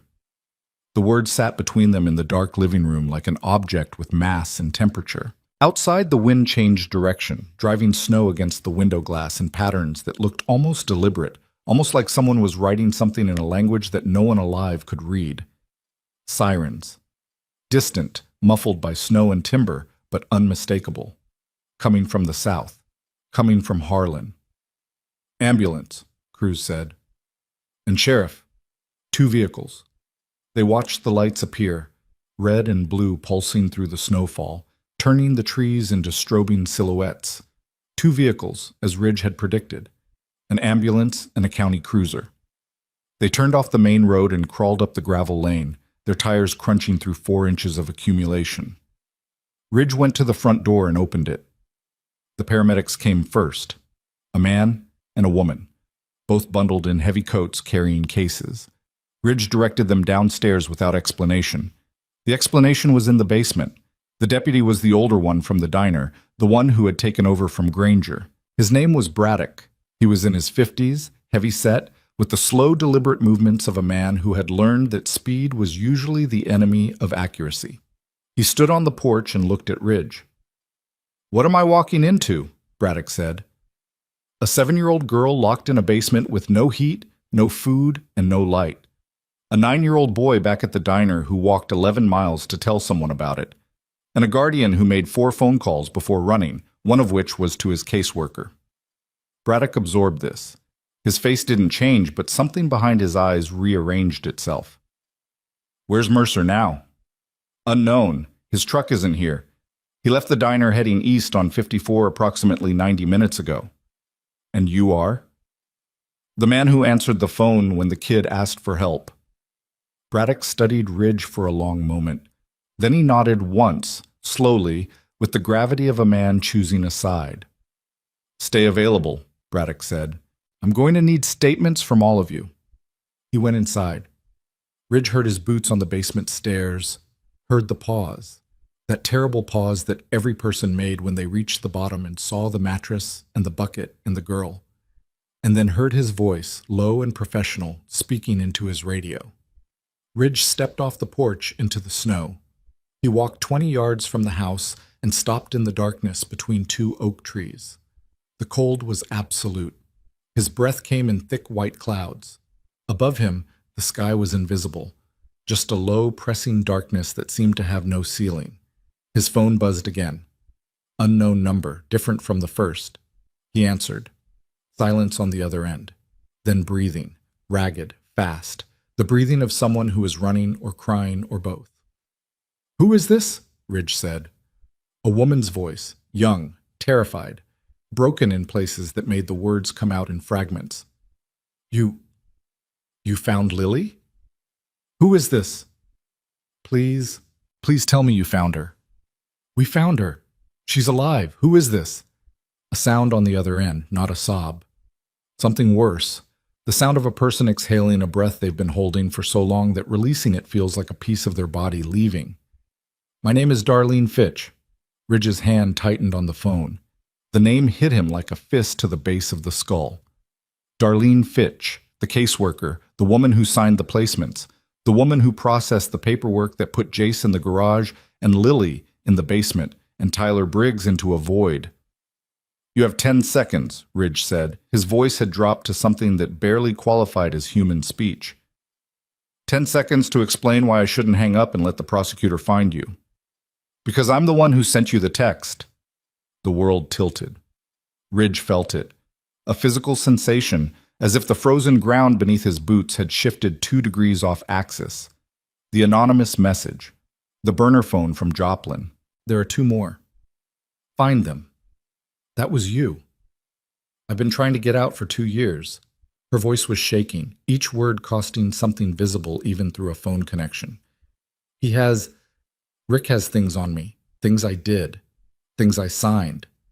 I didn't know what it was at first. The first placement, it seemed normal. An uncle taking in his nephew, standard kinship care. I processed it like any other case. But then the second one came, and the money was wrong. And when I tried to flag it, Orr called me into his chambers and... Her voice broke. And what? Ridge said. He showed me photographs of my daughter at her school, at the playground, sitting in our car in the driveway. He didn't say anything. He just laid them out on his desk and looked at me. And then he said, "These placements are going to keep moving through your desk, Darlene, and you're going to keep signing them, and your daughter is going to keep going to that school. Do we understand each other?" Ridge pressed his free hand against the trunk of the oak tree. The bark was frozen, rough, real. He needed something real because the thing he was hearing was an architecture of evil so deliberate and so complete that it felt like fiction. "The photographs," Ridge said. "Who took them?" "I don't know. Someone Orr uses, someone Rick uses. They're connected. Rick, Orr, and someone else, a financial person. The money flows through a trust management company in Springfield. I've seen the name on the documents, but I've never met anyone there. It's called Ridgeline Asset Partners." "How many children?" 9 placements through my desk, but I think there are more through other caseworkers. I think Orr has other people in other counties. Ridge closed his eyes. 9 was not the ceiling, 9 was the floor. "Tyler Briggs," Ridge said, "the placement that was terminated 8 months ago. Returned to a biological father who's been dead since 2021. Where is that boy?" The silence on the other end lasted 5 seconds. When Darlene spoke again, her voice had changed. It was the voice of a woman who was about to say something that would make her complicit in something she could never undo. "I don't know where Tyler is," she said. "I filed the termination because Orr ordered me to. He said the boy was being relocated. He said it was handled. I asked where. He told me to stop asking." "And you stopped?" "I have a 6-year-old daughter, Mr. Callahan. They had photographs of her. What would you have done?" Ridge didn't answer, not because he didn't have an answer, but because the answer was complicated in ways that a single sentence couldn't hold. He would have burned the world down. He would have taken his daughter and disappeared. He would have done exactly what Darlene did, or exactly the opposite. And the difference between those two choices was not courage or cowardice, but the specific texture of fear in a specific throat at a specific moment. And no one could judge that from the outside. "Where are you right now?" Ridge said. "My car. Parked outside the Walmart in Joplin. The same one where I bought the burner phone. I've been sitting here for 3 hours trying to decide whether to call you or drive to the police or drive off a bridge." "Don't drive off a bridge." "I wasn't going to. I have a daughter." "Then drive to Springfield. Go to the circuit attorney's office. Ask for Vera Sinclair. Tell her everything you just told me. Everything. The placements, the money, the photographs, or Ridgeline Asset Partners, all of it. They'll arrest me. Maybe. And then you'll be on record. And then your daughter will know that when it counted, you chose the right door." Silence. The wind moved through the bare oaks. Snow collected on Ridge's shoulders, on his hair, on the phone pressed against his ear. "Okay," Darlene whispered. "Okay." She hung up. Ridge stood in the snow for a long time. He watched the paramedics carry Lily out of the house on a stretcher, small, wrapped in thermal blankets, her dark hair the only part of her visible. She was not moving. She was not crying. She was staring up at the falling snow as if she had never seen a sky before. And maybe she hadn't. Maybe the basement ceiling had been her sky for so long that the real one, vast and open and full of cold white motion, was incomprehensible. They loaded her into the ambulance. The doors closed. The siren started, and the vehicle pulled away down the gravel road, its red lights pulsing through the snow until they disappeared behind the tree line, and the darkness filled back in like water filling a hole. Stone came out of the house. He stood beside Ridge under the oaks. Both men watched the empty road. "Fitch called me," Ridge said. Stone turned his head. "She sent the text, the anonymous one. She's been inside the operation for 2 years.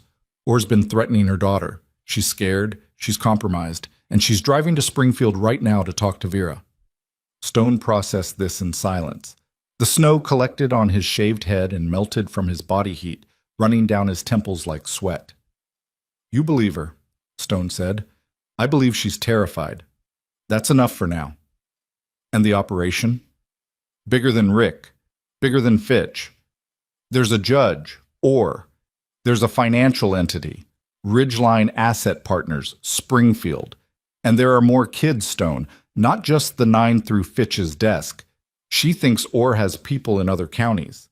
Stone's breath came out in a long white plume that hung in the air before the wind tore it apart. "A network," Stone said. "A machine." "How many children?" "She doesn't know. Nobody knows. That's by design." Stone looked at the house. The lights were on now, every room illuminated by bare bulbs, and through the windows the house looked like what it was. A shell designed to look like a home from the outside while functioning as a warehouse from the inside. Storage for children. Inventory management. The language of business applied to the bodies of kids who had no one left to miss them. "Tyler Briggs," Stone said. "The missing boy. Terminated on paper, returned to a dead father. Nobody knows where he is." "Somebody knows. Orr knows. Then we need Orr. We need Vera to get Orr. We don't touch him. We don't go near him. A sitting judge, Stone. If we approach him, every piece of evidence we've gathered tonight becomes contaminated. Every charge gets challenged. Every defense attorney in the state lines up to argue that a motorcycle club intimidated a judicial officer and tainted the investigation." Stone's jaw worked. Ridge could hear his teeth grinding. "I know," Stone said. "I know how this works." "Then let it work." "While Tyler Briggs is somewhere we can't find. While there might be other children in other basements that we don't know about. Let it work. Let the system work. The same system that put Jace in that garage and Lily in this basement. That system. A different part of it, Vera, Braddock, Delacroix, the parts that still function." Stone turned to Ridge. In the darkness, in the snow, his face was stripped of everything except the raw, unfinished truth of a man who had spent his entire adult life standing between vulnerable people and the forces that consumed them, and who understood, viscerally, cellularly, that standing was not enough. That sometimes the forces won. That sometimes the basement door stayed locked because the people with the keys had decided it was more profitable that way. "Ridge, I need to tell you something." The tone shifted. Something in Stone's voice that Ridge had never heard before. Not fear, not anger. Something older. "My name," Stone said. "My real name. Grayson Mercer." Ridge stared at him. The snow fell between them. "Rick Mercer," Stone said, "is my brother." The sentence detonated in the silence. Ridge felt it hit, not in his ears but in his chest, a concussive wave that rearranged everything he thought he understood about the last 6 hours. Stone, president of the Iron Veil, the man who had walked into that diner and built a wall around a child, the man who had called the authorities, mobilized his people, driven through a blizzard to find a girl in a basement. The man who had been standing at the center of this entire operation with the calm, unflinching certainty of someone who would not stop. His brother. "You knew," Ridge said. His voice was a blade. "You knew when I called you." "I knew when you said the name, Jace Holloway. My brother's late wife's maiden name was Holloway. Sarah Holloway Mercer. She died on E44 with her husband Daniel 14 months ago. Daniel was my younger brother." "And Rick?" "My older brother, half-brother. Same father, different mothers. I haven't spoken to him in 11 years. Not since I found out what he was." "What he was?" "A predator. Not the kind that goes after adults, the kind that goes after systems. He worked in insurance for 12 years, estate management, trust administration. He understood how money moved through custody arrangements, how state subsidies were structured, how the gap between oversight and implementation could be exploited. I confronted him in 2015 about irregularities in a family trust. He denied everything. I pushed. He pushed back. He told me if I ever came near his business again, he'd make sure I regretted it. And you walked away." "I walked away." Stone's voice cracked. "Not much. a hairline fracture in granite. I walked away because I didn't have proof, because the family courts were his territory, because I was a veteran with a motorcycle club, and he was a clean-cut professional with a finance degree, and I knew that if it came down to my word against his, the world would believe him. Ridge was breathing hard. The cold air burned his lungs. His hands were fists at his sides. "And then your brother and his wife died," Ridge said. "And Rick got the kid. And I didn't know. I didn't know about Jace until tonight. Daniel and I lost contact after the thing with Rick. He chose Rick's side, family." The word came out of Stone's mouth like something that had been lodged in his throat for a decade. And by the time Daniel died, the placement had already been processed through Fitch, through Orr, through the entire machine that Rick had spent years building. By the time I found out my nephew existed, he had already been in that garage for 14 months. Ridge stepped back. One step, two.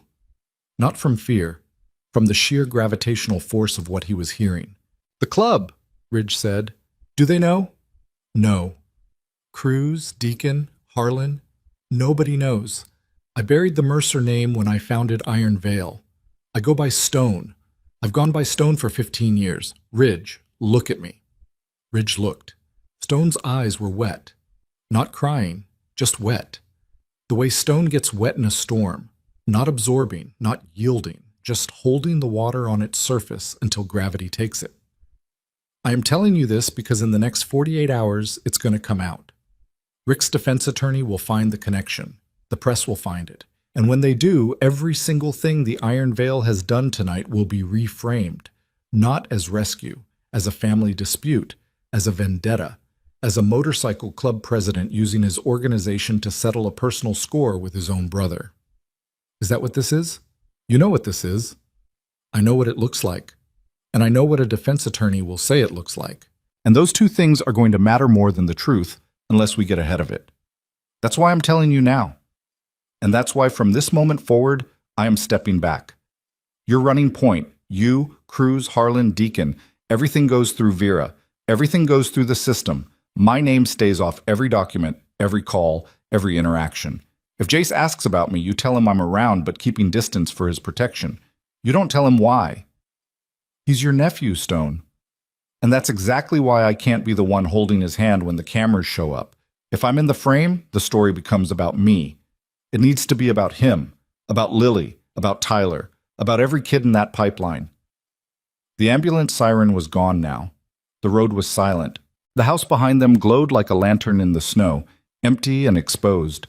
Its secrets carried away on stretchers and in police reports, and in the trembling voice of a caseworker driving through the night toward the only act of courage she had left. Ridge stood in the darkness and felt the weight of everything he now knew settle onto his shoulders like a yoke. Stone's brother, Stone's nephew, Stone's silence. 11 years of distance, and the cost of that distance written in the bones of a 9-year-old boy and the eyes of a 7-year-old girl and the empty file of a 10-year-old who had been erased from the world. "I'll run point," Ridge said. Stone nodded once.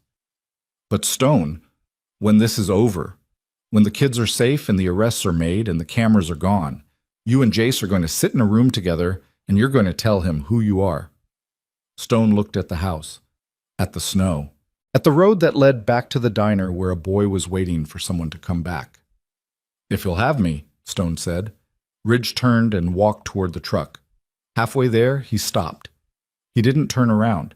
He spoke into the cold air, loud enough for Stone to hear. He walked 11 miles on a broken leg to find someone who would listen. "He'll have you." He climbed into the truck. He started the engine. He sat for a moment with his hands on the wheel, watching the snow accumulate on the windshield, each flake landing and holding its shape for one perfect instant before the heat from inside melted it into nothing. Then his phone rang again. "Vera Sinclair." He answered. "Ridge." Vera's voice was urgent, stripped of the legal composure that usually defined it. "Darlene Fitch just walked into my office. She's talking. She brought documents. Ridge, the financial records from Ridgeline Asset Partners. They don't just connect to Rick and Orr. There's a fourth name. Someone funding the entire operation. Someone providing the startup capital for every placement, every trust manipulation, every payout. Who? Vera paused. The pause lasted 2 seconds. In those 2 seconds, Ridge heard something in the silence that he had hoped, desperately, irrationally, against all evidence, he would never hear. The fourth name, Vera said, is Deputy Lyle Granger's father, Franklin Granger. He owns Ridgeline Asset Partners. And Ridge, his son, was the first responding officer at the diner tonight, the deputy who almost let Rick walk out with Jace. Ridge's hands went white on the steering wheel. Behind him, in the dark house, Stone stood alone in the snow. Ahead of him, on the road back to the diner, a boy was waiting. And somewhere between them, somewhere in the web of money and silence and locked doors, a 10-year-old named Tyler Briggs existed as nothing more than a closed file and an unanswered question. The engine idled. The snow fell. And the distance between where they were and where they needed to be had never felt longer. Ridge drove through the storm with Vera Sinclair's voice still burning in his ear. Franklin Granger, Ridgeline Asset Partners, the deputy's father, the money man behind every locked door, every forged placement, every child who had been fed into a machine designed to convert human suffering into monthly deposits, and his son, Lyle Granger, badge number whatever, the young deputy with the 2 new uniform and the nervous hand on his belt, had been the first law enforcement officer to respond to the diner, had stood in that room and listened to Rick Mercer's lies and nodded, had nearly handed Jace back. Ridge's knuckles were white on the steering wheel. The truck's headlights carved through the snow, and the wipers beat their rhythm, and beside him in the passenger seat, Cruz sat in silence, reading messages on his phone, his reconstructed face lit blue by the screen. Harlan's got more, Cruz said. Ridgeline Asset Partners was incorporated 7 years ago. Franklin Granger is listed as sole proprietor. The company's registered purpose is trust management and estate consulting. On paper, it administers insurance payouts and inheritance funds for minor dependents. On paper. On paper, it's a perfectly legal operation. In practice, Harlan says the money flow is circular. Insurance disbursements and state subsidies go into trust accounts managed by Ridgeline. Ridgeline takes a management fee, 32%, which is about 3 times the industry standard. Then the remaining funds are distributed to the guardian of record for the child's care. Except the care doesn't happen. The care is a mattress in a basement and a gallon jug of water. The guardian pockets the disbursement. Ridgeline keeps the fee, and Judge Orr keeps signing the orders because his campaign war chest has received $67,000 in donations from Ridgeline Asset Partners over the last 5 years. All legal, all documented, all hiding in plain sight. Ridge turned the truck onto Highway 54. The road was worse now. Visibility down to 20 yards, the snow driving horizontally, the truck's tires finding grip and losing it in stuttering intervals. He didn't slow down. "Where's Granger now?" Ridge said. "The deputy." "Still at the diner, with Jace." Ridge's foot found the accelerator. The engine roared. The truck surged forward through the white darkness. "Call Harlan," Ridge said. "Tell him to get Braddock to the diner. Tell him Granger is compromised. Tell him not to let Granger anywhere near that boy." Cruz was already dialing. The diner appeared through the snow 7 minutes later. That same flickering neon, that same tin roof, that same parking lot now buried under 6 inches of fresh accumulation. The motorcycles were white shapes. 2 vehicles sat near the entrance, Granger's cruiser and Harlan's pickup. Inside, through the window, Ridge could see figures moving. Harlan near the counter, Granger standing by the door. And in the back booth, a small shape that could only be Jace. Ridge parked and was out of the truck before the engine fully died. Cruz was beside him. They crossed the parking lot in long strides, boots punching through the crust of snow, breath coming in hard white bursts. Ridge pushed through the diner door. The heat hit him. The smell of old coffee hit him. And Deputy Lyle Granger's face hit him. Young, red, standing 3 feet from the booth where Jace sat, his hand on his radio, his expression carrying something that Ridge now recognized was not nervousness, but calculation. "Granger," Ridge said. The deputy turned. His eyes took in Ridge, took in Cruz, took in the snow on their shoulders and the fury barely contained beneath their skin. "Mr. Callahan, I was just..." Step away from the boy. Granger blinked. Excuse me? Step away from the booth, now. I'm a law enforcement officer. You don't... Your father is Franklin Granger. He owns Ridgeline Asset Partners, the company that manages the trust funds for every child Rick Mercer has been warehousing in basements and garages across southern Missouri. Ridge's voice was not loud. It was the opposite of loud. It was the frequency that a man's voice reaches when volume has been replaced by absolute, unshakable certainty. You responded to a child abuse call tonight involving a man whose financial operation is funded by your family's company, and you almost let that man walk out with the victim. The diner went silent. The waitress behind the counter stopped moving. Harlan lowered his phone. Jace, in the booth, looked up. Granger's face went through 3 transformations in 2 seconds. The first was confusion. Genuine or performed, Ridge couldn't tell. The second was recognition, a flash of something that looked like a man hearing an alarm he'd been expecting. The third was fear. I don't know what you're talking about, Granger said. But his hand had moved from his radio to his belt, and his weight had shifted to the balls of his feet, and his eyes had darted once fast toward the door. Sit down, Ridge said. You can't. Sit down. Cruz moved, not toward Granger, toward the door. He positioned his body between the deputy and the exit with the casual, immovable certainty of a man who had blocked doors in places where the consequences of failure were measured in body counts. He didn't speak. He didn't need to. Granger sat. He chose a stool at the counter, his back straight, his hands flat on the surface, his jaw working. Ridge pulled out his phone and called Braddock. 3 rings. Braddock, it's Callahan. Deputy Granger is at the diner. His father is Franklin Granger, owner of Ridgeline Asset Partners, the financial entity behind Rick Mercer's operation. I need you here, and I need someone above Granger's pay grade to deal with what happens next. He hung up before Braddock could respond and turned to Jace. The boy was watching everything. His eyes moved between Ridge and Granger and Cruz with the hypervigilant attention of a child who had learned to read rooms the way other children read books. Constantly, thoroughly, because misreading a room could mean pain. You okay? Ridge asked. Jace nodded. Then he shook his head. Then he looked at his hands. Is Lily okay? He said. She's at the hospital. She's warm. She's safe. She's really small, Jace said. His voice cracked slightly. Smaller than me. I could hear her through the floor sometimes, crying. I wanted to go down there, but the door was locked from his side and from mine, and I couldn't. He stopped, his jaw clenched. He looked at the table. Ridge sat down across from him. He didn't reach for the boy. He didn't touch him. He sat with him the way he had sat with him hours ago. 2 people on opposite sides of a table, one large and scarred, one small and broken, sharing a silence that meant more than comfort, because comfort was cheap and presence was not. You did enough, Ridge said. Walking out of there. That was enough. I didn't save her. You told us where she was. That saved her.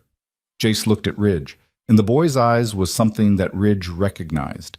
The particular anguish of a person who survived something that others didn't survive intact. The guilt that attaches itself to the living like a barnacle and refuses to let go. Ridge had carried that same guilt out of Helmand Province. He carried it still. Jace, look at me. The boy looked. You carried this alone for a long time. You don't carry it alone anymore. But the next few hours are going to be hard, harder than the walk. People are going to come. They're going to ask questions. Some of them are good people, and some of them might not be, and I need you to trust me to tell you the difference. Can you do that? Yes? Good. Braddock arrived 18 minutes later. He was not alone. A state highway patrol lieutenant named Vasquez came with him. A woman in her 40s with close-cropped silver hair and a voice that sounded like it had been forged in the same furnace as handgun barrels. She entered the diner, assessed the room in 4 seconds, and pointed at Granger. Deputy, outside, now. Granger stood. He looked at Ridge, and in that look was something that surprised Ridge. Not hatred, not defiance, but a kind of hollow recognition. The look of a man who knew the floor had given way, and was still calculating how far the fall would be. He went outside with Vasquez. Through the window, Ridge watched the conversation. Vasquez did not raise her voice. She did not touch Granger. She stood in the snow and spoke to him in a low, steady stream, and Granger's body language deteriorated by degrees. The shoulders dropping, the head lowering, the hands that had been at his sides now clasping each other in front of his belt buckle. At one point, he shook his head vigorously.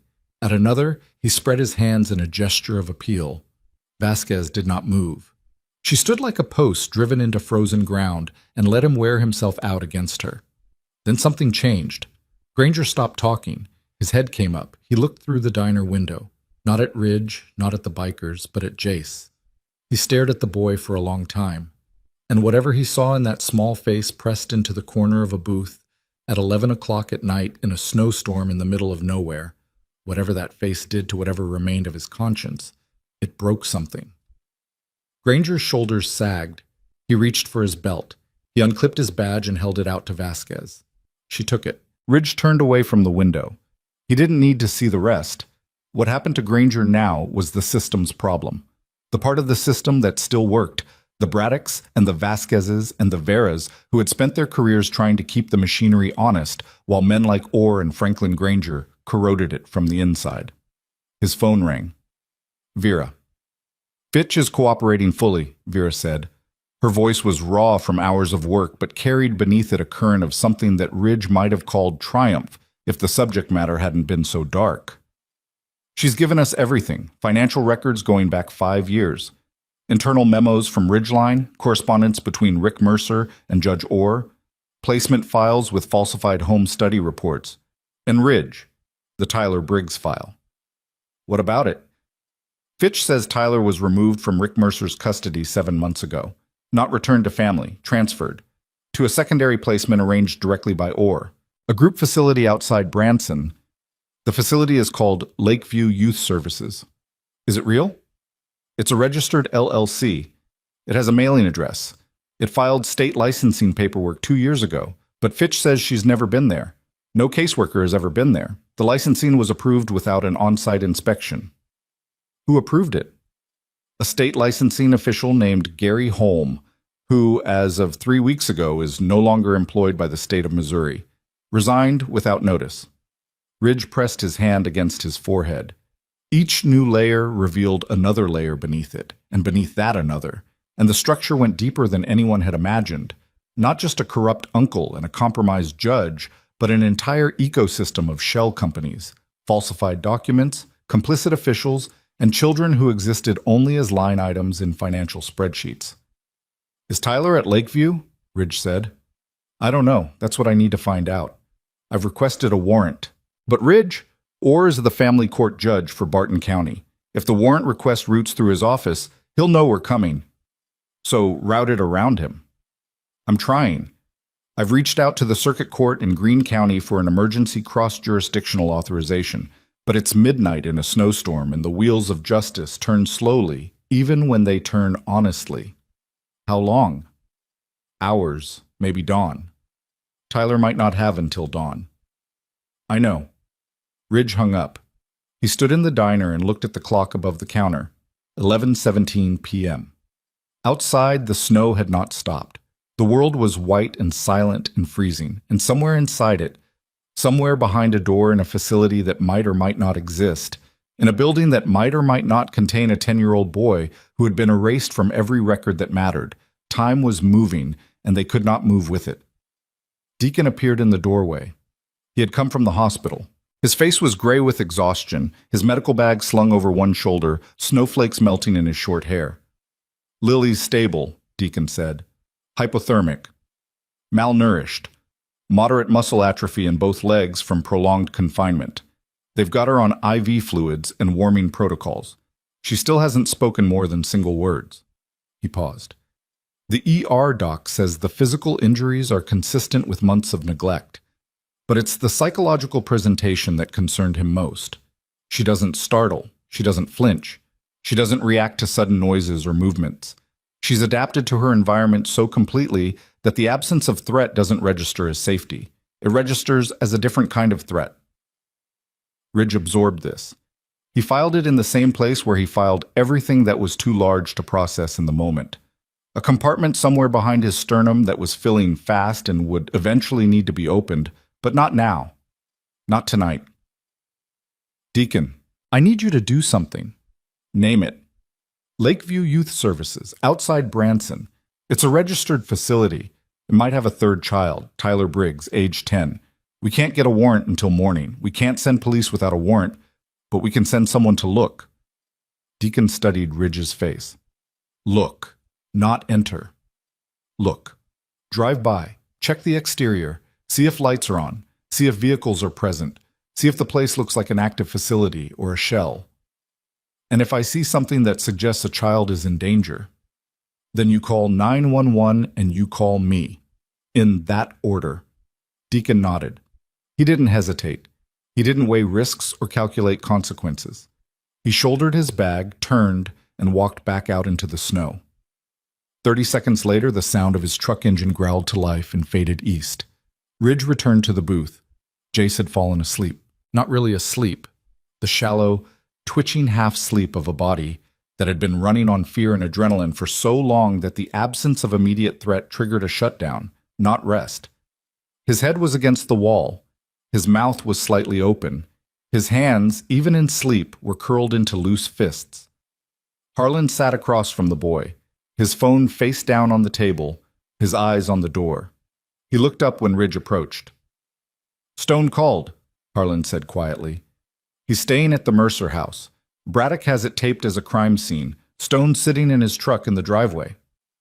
Alone? Alone.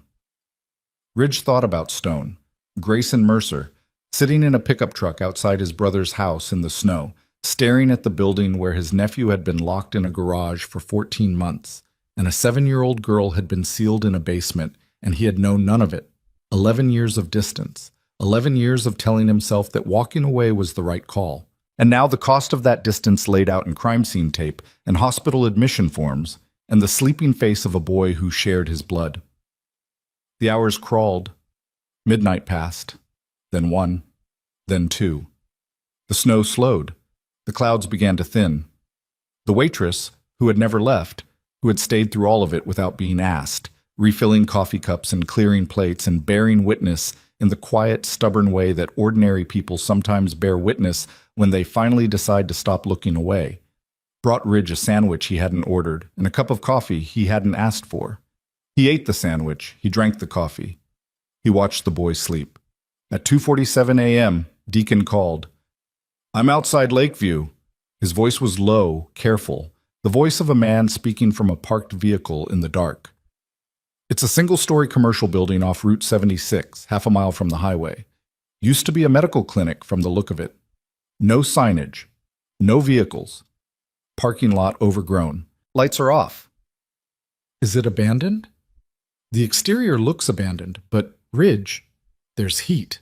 I can see condensation on the windows. And there's a utility meter on the east wall that's active. Someone is paying to keep the power on in a building that looks like it's been closed for years. Ridge's heart was beating hard enough to feel in his throat. Can you see inside? Negative. Windows are blacked out, painted or covered from the inside. Stay there. Don't approach. I'm calling Vera. He called. Vera answered on the first ring. She had not slept. Lakeview is active, Ridge said. Blacked out windows, heat running, no vehicles, no signage. Deacon is on site. The warrant, Vera said. I just got it. Greene County judge signed it 12 minutes ago. Emergency cross-jurisdictional. I'm dispatching State Patrol and Taney County Sheriff's units to the location now. How long? They're mobilizing 20 minutes, maybe 30. Vera, I know, 20 minutes. Ridge hung up. He called Deacon back. Units inbound. 20 minutes. Stay outside. Do not go in. Copy. Silence. The diner hummed. The clock ticked. Jace shifted in his sleep, a small sound escaping his lip. Not a word, just a vibration, the residue of a dream or a memory or the echo of footsteps above a basement ceiling. 17 minutes passed. Deacon called. Ridge! His voice was different, tight, compressed to a frequency that Ridge recognized from field communications. The frequency that means the situation has changed, and the change is not good. Someone just pulled up, SUV, dark color, no plates. They're going to the building. They have a key. How many? One person, male, heavy build. He's inside now. Deacon, do not. Ridge, a light just came on in the back of the building, and I can hear. Deacon stopped. The silence on the line lasted 3 seconds. I can hear a child screaming. Ridge was on his feet. The stool behind him scraped across the floor. Harlan looked up. Jace's eyes flew open. Deacon, call 911. Now. Give them the location. Then get to that door. Ridge, you said. I know what I said. There is a child screaming in that building and a man with no plates who showed up at 3 in the morning. You are a combat medic. You have a legal obligation to render aid. Get to that door. The line went dead. Ridge's hand was shaking, not from cold, not from fear. From the specific tremor that comes when a man's body prepares for action and there is no action to take, when the distance between where he stands and where he needs to be is measured in miles and every second of that distance is a second that a child is screaming. He called Vera. Someone entered Lakeview. Unknown male, no plates. Deacon heard a child screaming. He's going in. Where are the units? 8 minutes out. Tell them to run hot. Lights and sirens. Full emergency. He hung up. He stood in the middle of the diner with his phone in his hand and his heart in his throat and every muscle in his body locked, because there was nothing he could do except wait. And waiting was the one thing he had never learned to do. Not in Afghanistan, not in the VA hospitals, not in the years of drifting, not in the Iron Veil.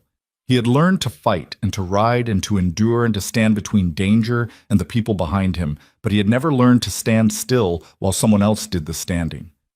Jace was watching him.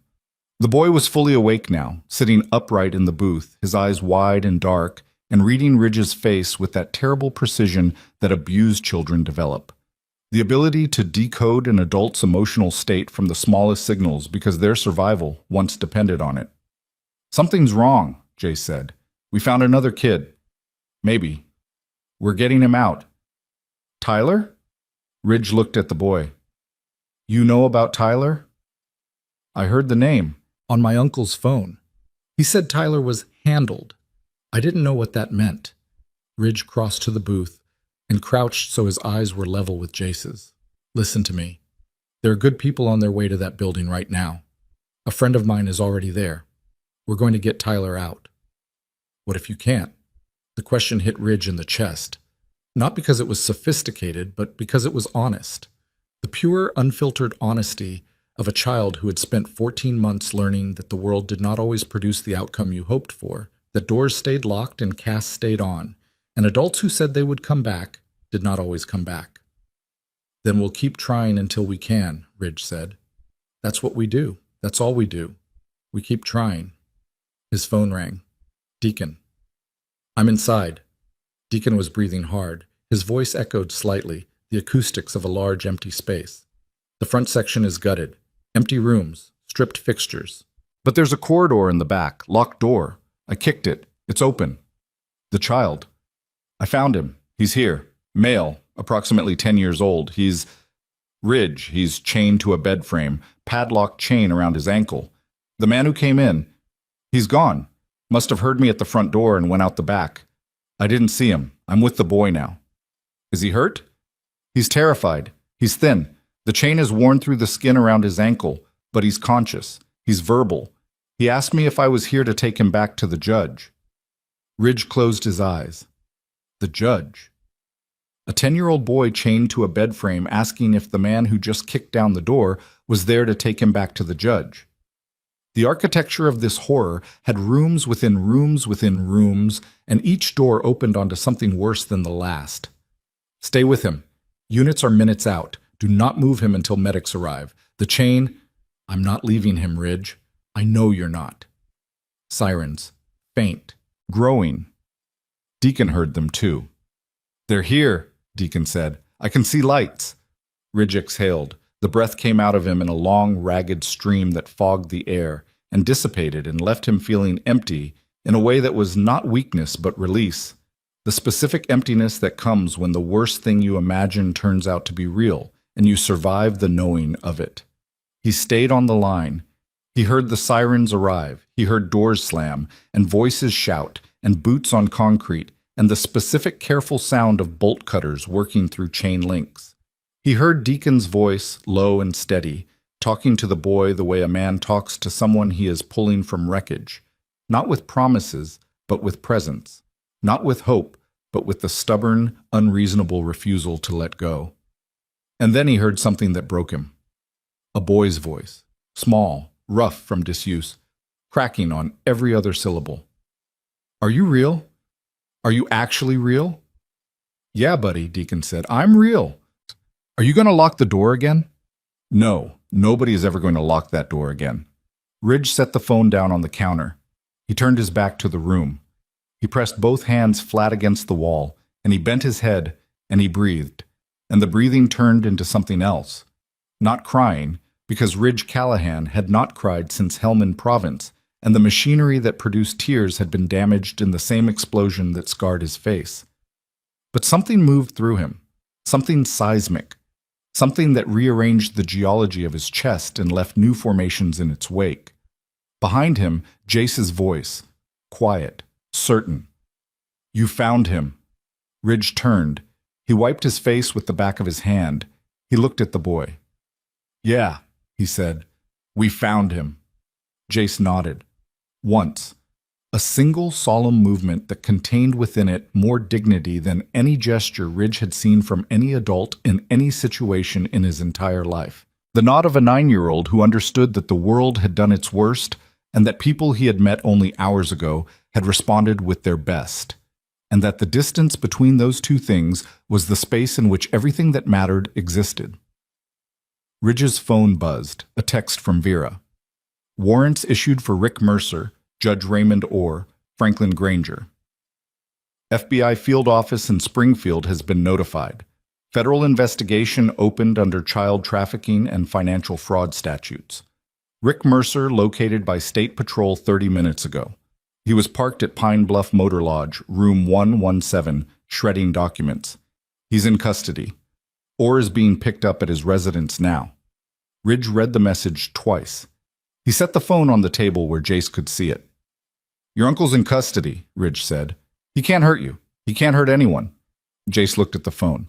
He read the words slowly, his lips moving. When he finished, he looked up at Ridge, and in his eyes was something that Ridge had not seen there before. Not hope, not relief, but a vacancy where fear had been. As if an enormous structure that had occupied the center of his mind for 14 months had suddenly been removed, and the space it left behind was vast and echoing and not yet filled with anything else. "What happens now?" Jace said. Ridge sat down across from him. The diner was quiet. The clock read 3:34 a.m. The snow had stopped.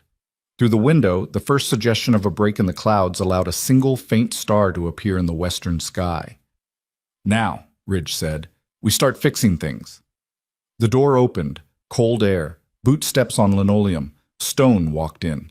He was covered in snow, his jacket dark with melt, his face raw from hours in the cold. He stood in the doorway and looked at Jace, and Jace looked at him, and the space between them was charged with something that neither of them could name. The pull of blood recognizing blood across a room, across years of silence, across every failure and every locked door and every mile of frozen highway. Stone didn't speak. He walked to the booth. He stood at the edge. He looked down at the boy. Jace looked up at him. And Stone, Grayson Mercer, president of the Iron Veil, veteran, widower, a man who had spent 15 years burying his own name because the name came with a brother whose cruelty was bottomless, did the only thing left to do. He sat down. He put his scarred hands flat on the table, and he waited. Because the next move belonged to the boy. It had always belonged to the boy. From the moment Jace walked 11 miles on a broken leg to a diner full of strangers, the direction of this story had been his to determine. Not the bikers, not the systems, not the brotherhoods, the boys. Jace studied Stone's face for a long time. The scars, the gray in his beard. The eyes that were the same shade of gray as Ridge's but carried a different weight. the weight of a secret that was pressing against the inside of Stone's chest like a fist against a closed door. "You look like my dad," Jay said softly. Stone's breath caught, a sound no one else heard, a private detonation contained entirely within the walls of one man's chest. "You knew him," Jay said, not a question. "Yeah," Stone said. His voice was barely a whisper. "I knew him." The star outside the window brightened as the clouds continued to thin. Dawn was still hours away. But somewhere between the darkness of what had happened and the light of what was coming, in a diner on a frozen highway in the middle of Missouri, a boy and a man sat across from each other and began the long, uncertain work of finding out whether the word family could mean something other than pain. And 12 miles east, in a county holding facility, Rick Mercer sat in an interview room with his wrists cuffed to a table and his mask finally, permanently, irrevocably removed. Staring at a wall and understanding for the first time that the boy he had locked in a garage had done what no investigator, no social worker, no court, and no system had managed to do in 14 months. He had walked out. The dawn came slow over Barton County. Not the clean, golden dawn of postcards and movie endings, but a Missouri winter dawn. Gray, reluctant, the sun pushing through cloud cover like a fist through wet cloth, casting pale light across a landscape buried in 6 inches of fresh snow. The highway was quiet. The plows hadn't come yet. The world looked like something that had been erased overnight and was only now beginning to be redrawn, tentatively, in shades of white and pewter and the faintest blush of cold pink along the eastern ridge. Inside Hatchet Creek Diner, Jace Holloway was asleep. Not the twitching half-sleep of a body on alert, but something deeper, something that had finally surrendered to exhaustion so completely that his small frame had gone slack against the booth's vinyl back, his head tilted to one side, his mouth slightly open, his hands, for the first time in hours, unclenched. The filthy cast on his left leg rested on the seat beside him, elevated on a folded jacket that Deacon had placed there before leaving for Branson. The cast would come off today. The leg beneath it would need surgery, rehabilitation, months of care. But the cast would come off. Stone sat across from him. He had not moved since sitting down 3 hours ago. His hands were still flat on the table, his eyes still on the boy's face, and the coffee the waitress had brought him at 4 a.m. sat untouched and cold beside his left hand. He was watching Jace breathe. That was all. Just watching the small, rhythmic rise and fall of a chest that he had not known existed until 12 hours ago, attached to a boy who carried half of his brother Daniel's face and all of his dead sister-in-law's stubborn, quiet courage. Ridge stood at the counter. He was on his 4th coffee. His body ached in places that had nothing to do with physical injury. The deep, cellular ache of a nervous system that had been running at combat frequency for 8 hours straight and was now slowly, painfully downshifting. His hands were wrapped around the mug, absorbing heat. His eyes were on the window, where the first gray light was turning the parking lot from a dark blur into a field of white interrupted by the dark shapes of motorcycles still buried under snow. His phone had not stopped buzzing since 4 a.m. Vera Sinclair. Harlan, Braddock, State Patrol, the FBI field office in Springfield. The machinery of justice, once engaged, moved with its own momentum, and the momentum was building. The facts, as they had assembled themselves through the night, were these. Rick Mercer had been arrested at the Pine Bluff Motor Lodge at 1:14 a.m., found in room 117 with a shredder, 3 boxes of financial documents, and a laptop that he had attempted to wipe. The laptop's hard drive was recoverable. Forensic technicians were already working on it. Judge Raymond Orr had been arrested at his home in Barton at 2:40 a.m. He had answered the door in a bathrobe and slippers and had said nothing, not a single word, from the moment the handcuffs closed around his wrists to the moment the cruiser door shut behind him. His silence was not the silence of a man exercising his rights. It was the silence of a man who had been expecting this knock for years and had simply run out of performances. Franklin Granger had not been at his listed residence. His wife, reached by phone, said he had left for a business trip 2 days ago. She did not know where. State and federal agencies were now looking. Deputy Lyle Granger had been placed on administrative leave. His badge and weapon had been surrendered to Lieutenant Vasquez. He was cooperating. He claimed he had not known the full scope of his father's operation. Whether that was true would be determined by investigators who were better equipped than Ridge to separate ignorance from complicity.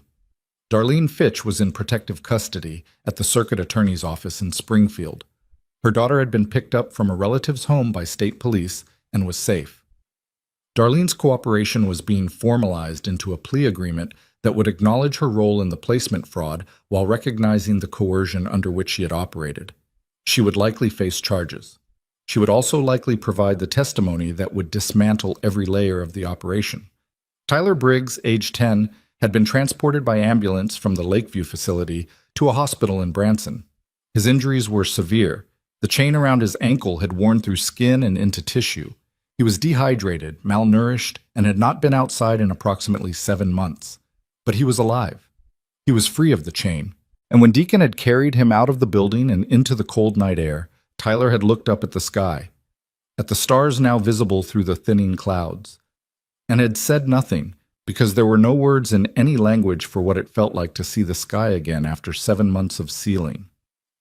The man who had entered Lakeview before Deacon, the one who had fled through the back, had been identified through vehicle registration as Gary Holm, the former state licensing official who had approved Lakeview's paperwork without an inspection. He was found 4 hours later parked at a gas station in Hollister, asleep in the driver's seat with the engine running and an empty bottle of bourbon on the passenger floor. He was arrested without incident.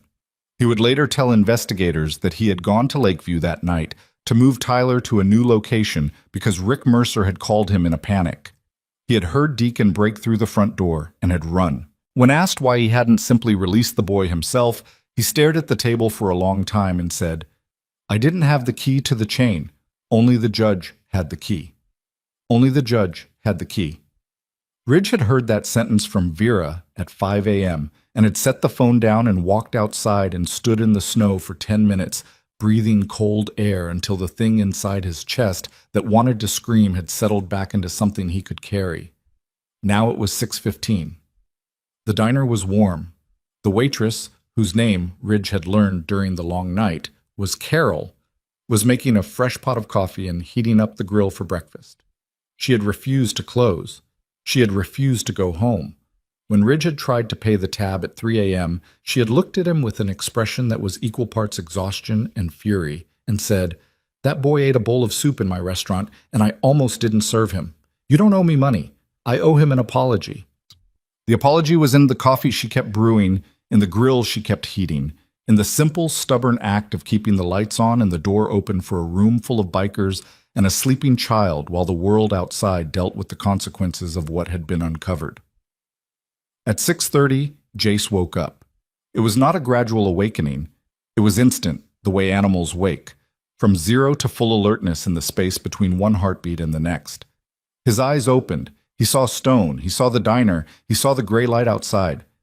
And then something passed over his face that Ridge watched from the counter with the attention of a man who understood that this moment, the first waking moment after the worst night of a child's life, would determine something essential about the trajectory of everything that followed.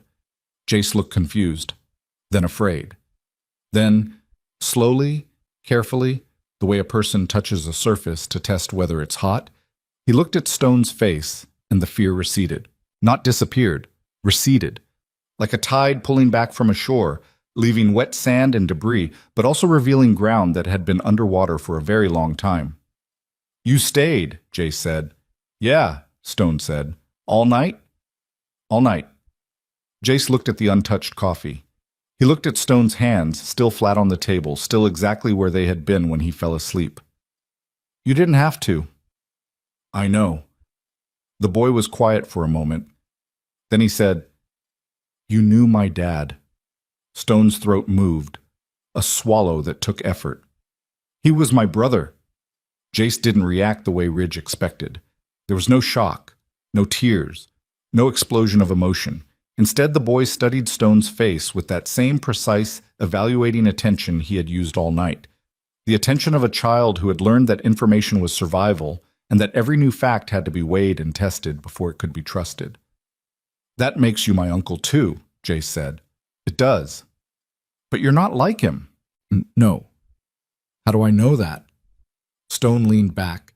He removed his hands from the table and set them in his lap, creating space, relinquishing the small territorial claim that flat hands on a surface represent.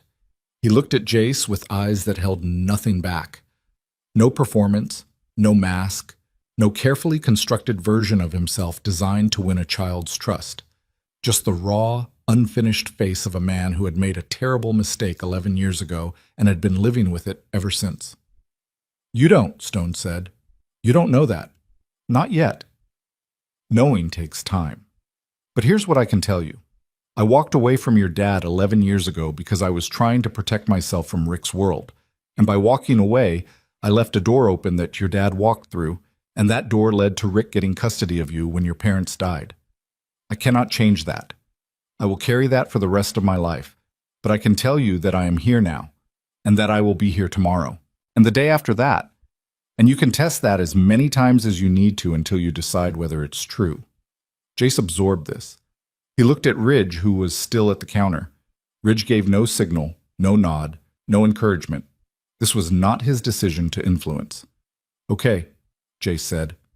Not yes. Not I trust you, just okay. The word of a boy who was leaving a door open because someone had taught him, in the space of a single night, that not every open door led to pain. Carol brought breakfast. Eggs, toast, bacon, orange juice for Jace. She set the plate down, and this time she looked at the boy. Really looked, the way she should have looked 12 hours ago when he walked through her door. And her eyes were bright, and her jaw was tight, and she said, "You eat as much as you want, sweetheart. There's more where that came from." Jace ate. Not the desperate mechanical intake of the night before, but something slower, more deliberate. The eating of a person who was just beginning, to believe that there would be another meal after this one. At 7:15, Michelle Delacroix returned. She had slept 2 hours in her car. Her eyes were ringed with shadow, but her voice was clear, and her leather folder was thick with new paperwork. "Emergency protective custody has been granted," she told Ridge and Stone. She said it formally, the way a person says something that has legal weight. For all 3 children, Jace Holloway, Lily Chen, Tyler Briggs. Their wards of the state effective immediately. Rick Mercer's guardianship has been terminated. The court order was signed by a Greene County judge, bypassing Barton County entirely. "And long term?" Ridge asked. "That's where it gets complicated. The immediate priority is medical care and psychological evaluation. Jace needs surgery on that leg. Lily and Tyler both need extended medical treatment. After that, the state will begin looking at permanent placement options. Family members, if any, can be identified and vetted. Foster care, if not." Stone spoke. "I'm family." Michelle looked at him. "I know, your relationship to the children will be part of the assessment. But, Mr. Mercer, Grayson, you need to understand that your connection to Rick Mercer will be scrutinized, heavily. The defense will argue conflict of interest. The court will require a full background investigation." "I understand. And the motorcycle club, that will be a factor. The motorcycle club is the reason those children are alive today." "I know that, but the court doesn't see what happened in this diner last night. The court sees a file, and the file needs to be clean." Stone nodded. He didn't argue. He didn't push. He sat with the reality of it the way he sat with everything, solid, patient, willing to endure the process, because the alternative to process was the chaos that had allowed Rick to operate in the first place. The morning unfolded in stages. Braddock came by at 8 to collect statements. He sat with Ridge for 40 minutes, recording everything on a handheld device, asking precise questions in his slow, deliberate way. When he was done, he shook Ridge's hand, a firm, wordless grip that communicated something that neither man would have been comfortable saying out loud. Harlan came in at 8:30 with a laptop and a folder of printed documents. He spread them on the counter and walked Ridge through what the night's investigation had uncovered. The Ridgeline Asset Partners financial records, obtained through Darlene Fitch, showed a total of 11 children processed through the scheme over 5 years. Of those 11, 6 had been successfully returned to legitimate family placements after Fitch's initial paperwork. 2, Lily and Jace, had been found last night.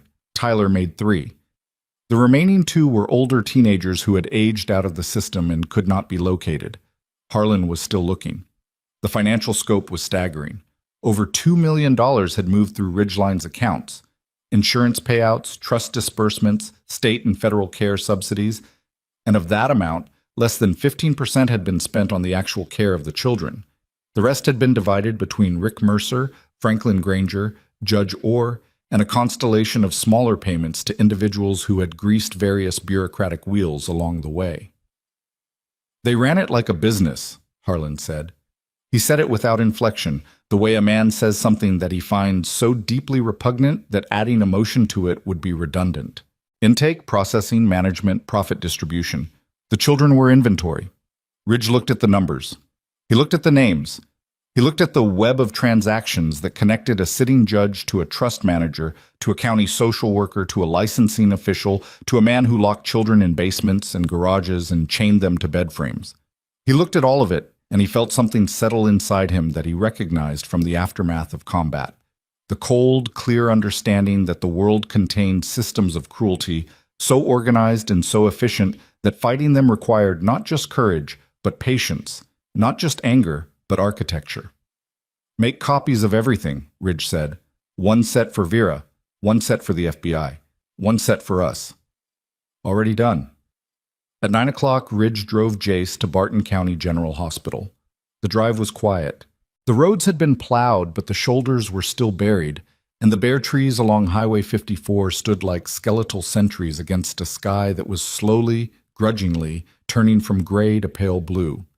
Jace sat in the passenger seat with his hands in his lap, watching the landscape pass with an expression that Ridge couldn't quite read. Not peace, not anxiety, but something in between. The expression of a person who is traveling through a world that looks the same as it did yesterday, but has been fundamentally altered by what they now know about it. At the hospital, they cut off the cast. Jace lay on an examination table in a room that smelled like antiseptic and institutional soap, and a technician used an oscillating saw to slice through 4 months of plaster, while a nurse held Jace's hand and Ridge stood by the door with his arms crossed and his jaw clenched. The sound of the saw was high and thin, and plaster dust floated in the overhead light, and when the two halves of the cast fell away, the leg beneath was revealed. It was thin, pale to the point of translucency. The skin was macerated in places where moisture had been trapped, and there were sores, raw, red, open, along the shin and ankle where the cast's crumbling edges had rubbed against flesh for months. The fracture site, visible as a slight angulation below the knee, had not healed correctly. The bone had set in a misalignment that would require surgical correction. But the leg was free. Jace looked at it. He looked at the pale, damaged limb that had carried him 11 miles through a snowstorm, and his face did something that Ridge had not seen it do before. It crumpled. Not into tears. Jace didn't cry. Not yet. That would come later, in safer moments, in rooms with softer light, but into a contraction of muscles that was the physical equivalent of a door being unlocked from the inside, a releasing of pressure that had been building for so long that the release itself was painful.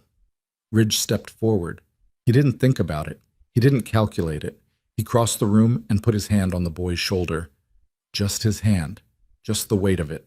Scarred knuckles against the thin fabric of a hospital gown. And Jace leaned into it the way a structure leans into a buttress, not collapsing but transferring weight, allowing someone else to hold a portion of what he had been carrying alone. They stayed like that for a long time. The nurse looked away. The technician gathered the pieces of the cast and disposed of them. The overhead light hummed, and in the silence something began, not healing, because healing is a word that implies an endpoint, and what Jace Holloway faced had no endpoint, only a direction. But something began. A turning. A first step on a road that would be long and uneven and sometimes dark, but that led eventually, incrementally, away from the garage and towards something else. The surgery was scheduled for 2 days later.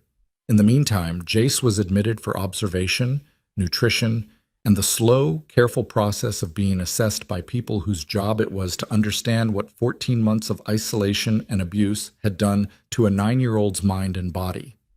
A child psychologist named Dr. Adama Osei spent 2 hours with Jace on the first day. She emerged from the session with a face that was carefully neutral and eyes that were not. He's remarkably articulate, she told Ridge in the hallway, and remarkably guarded. He processes information like an adult, analyzing, evaluating, testing for consistency. That's a survival adaptation. It served him well. But it's going to make trust very difficult, very slow. How slow? Months, maybe years. He's going to test every relationship. He's going to push back against kindness because kindness has been used as a tool to manipulate him. He's going to have nightmares. He's going to have episodes of withdrawal. And he's going to need people who are willing to stay through all of it without expecting gratitude or progress on a timeline. "I'll stay," Ridge said. Dr. Osei looked at him.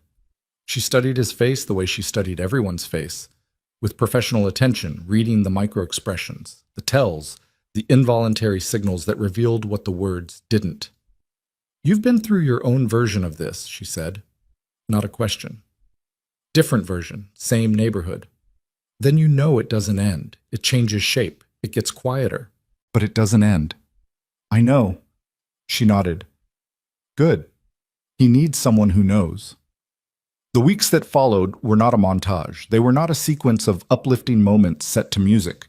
They were slow, difficult, unglamorous, and punctuated by setbacks that felt like failures, but were actually the normal, jagged trajectory of a child learning to live in a world that had given him no reason to trust it.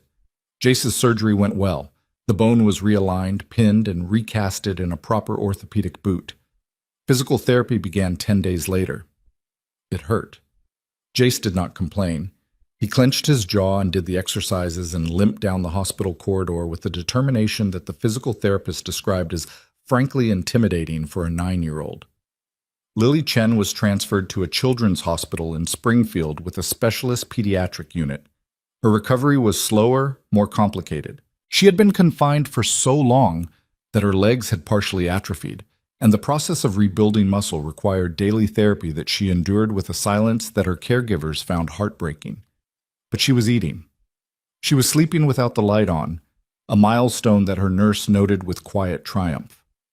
And one afternoon, 3 weeks after her rescue, she spoke a full sentence to a therapy dog named Walter, who had been brought to her room as part of the hospital's animal-assisted program.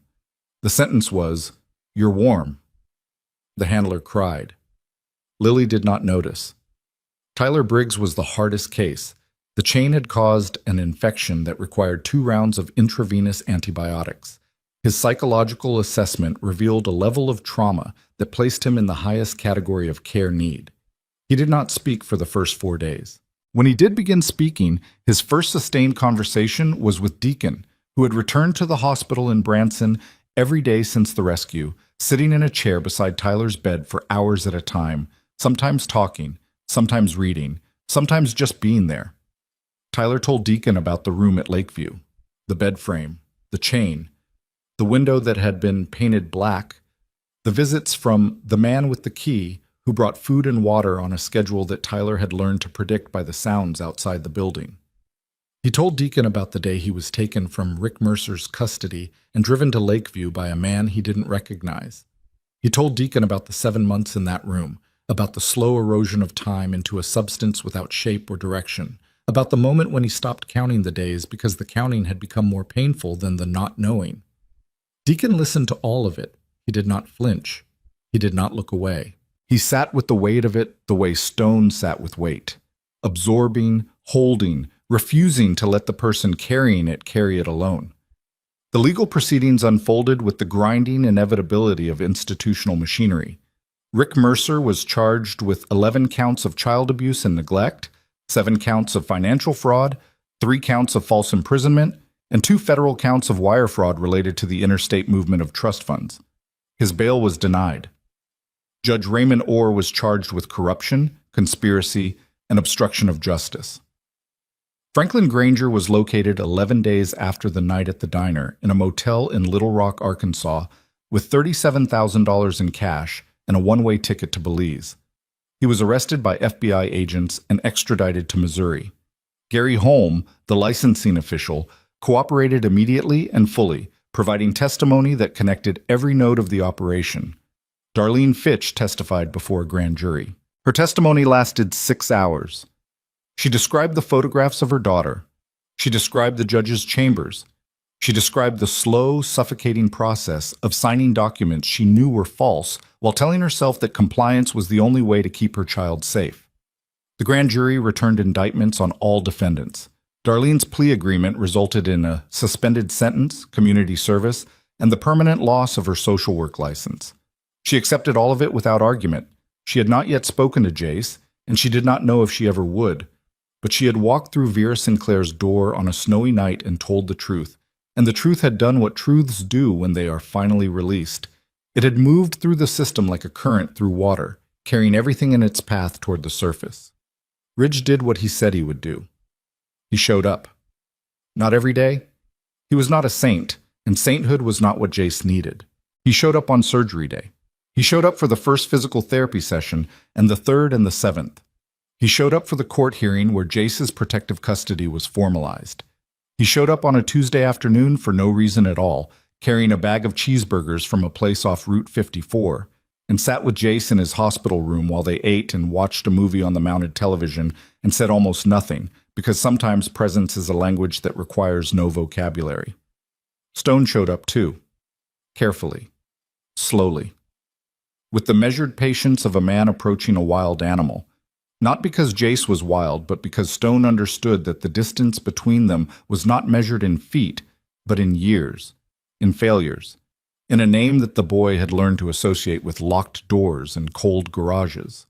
Stone visited twice a week. He brought books, not children's books, but books about motorcycles, about engines, about how things worked. Jace read them. He asked questions. The questions were technical at first.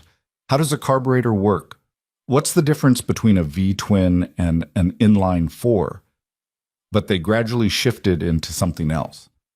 Questions about Daniel, about what Stone's brother had been like as a kid, about whether Daniel had liked motorcycles too.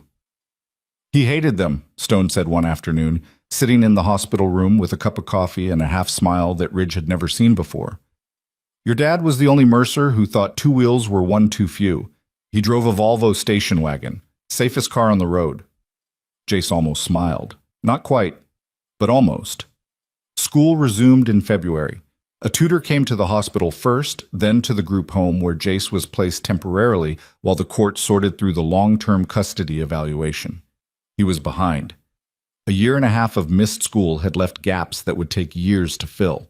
But he was smart. Not just intelligent, but observant, analytical, with a capacity for pattern recognition that his teachers found remarkable and his psychologist found predictable. Survival sharpens certain kinds of cognition. The brain adapts to threat by becoming hyperattentive to detail.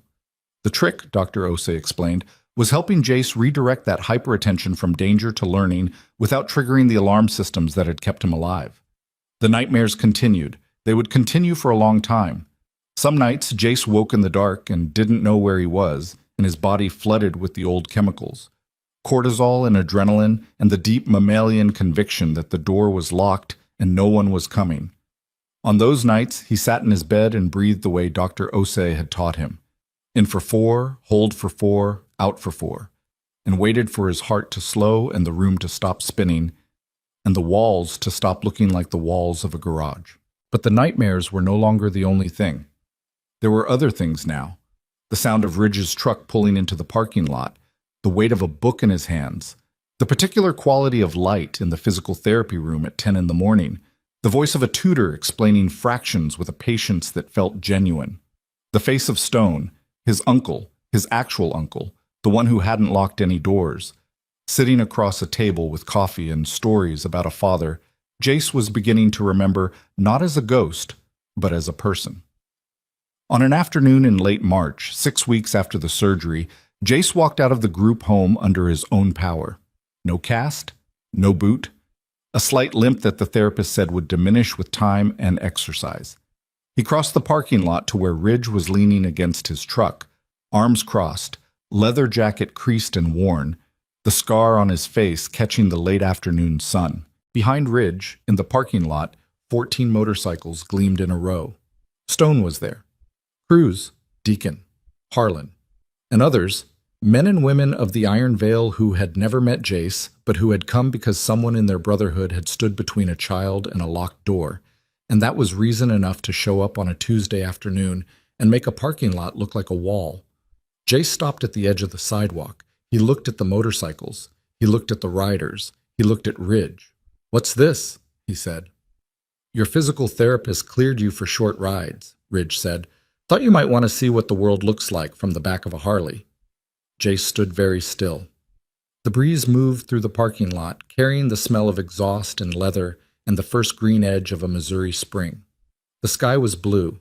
The air was warm. The winter was over. "I've never been on a motorcycle," Jace said. "I know." "Is it scary?" Ridge looked at the boy.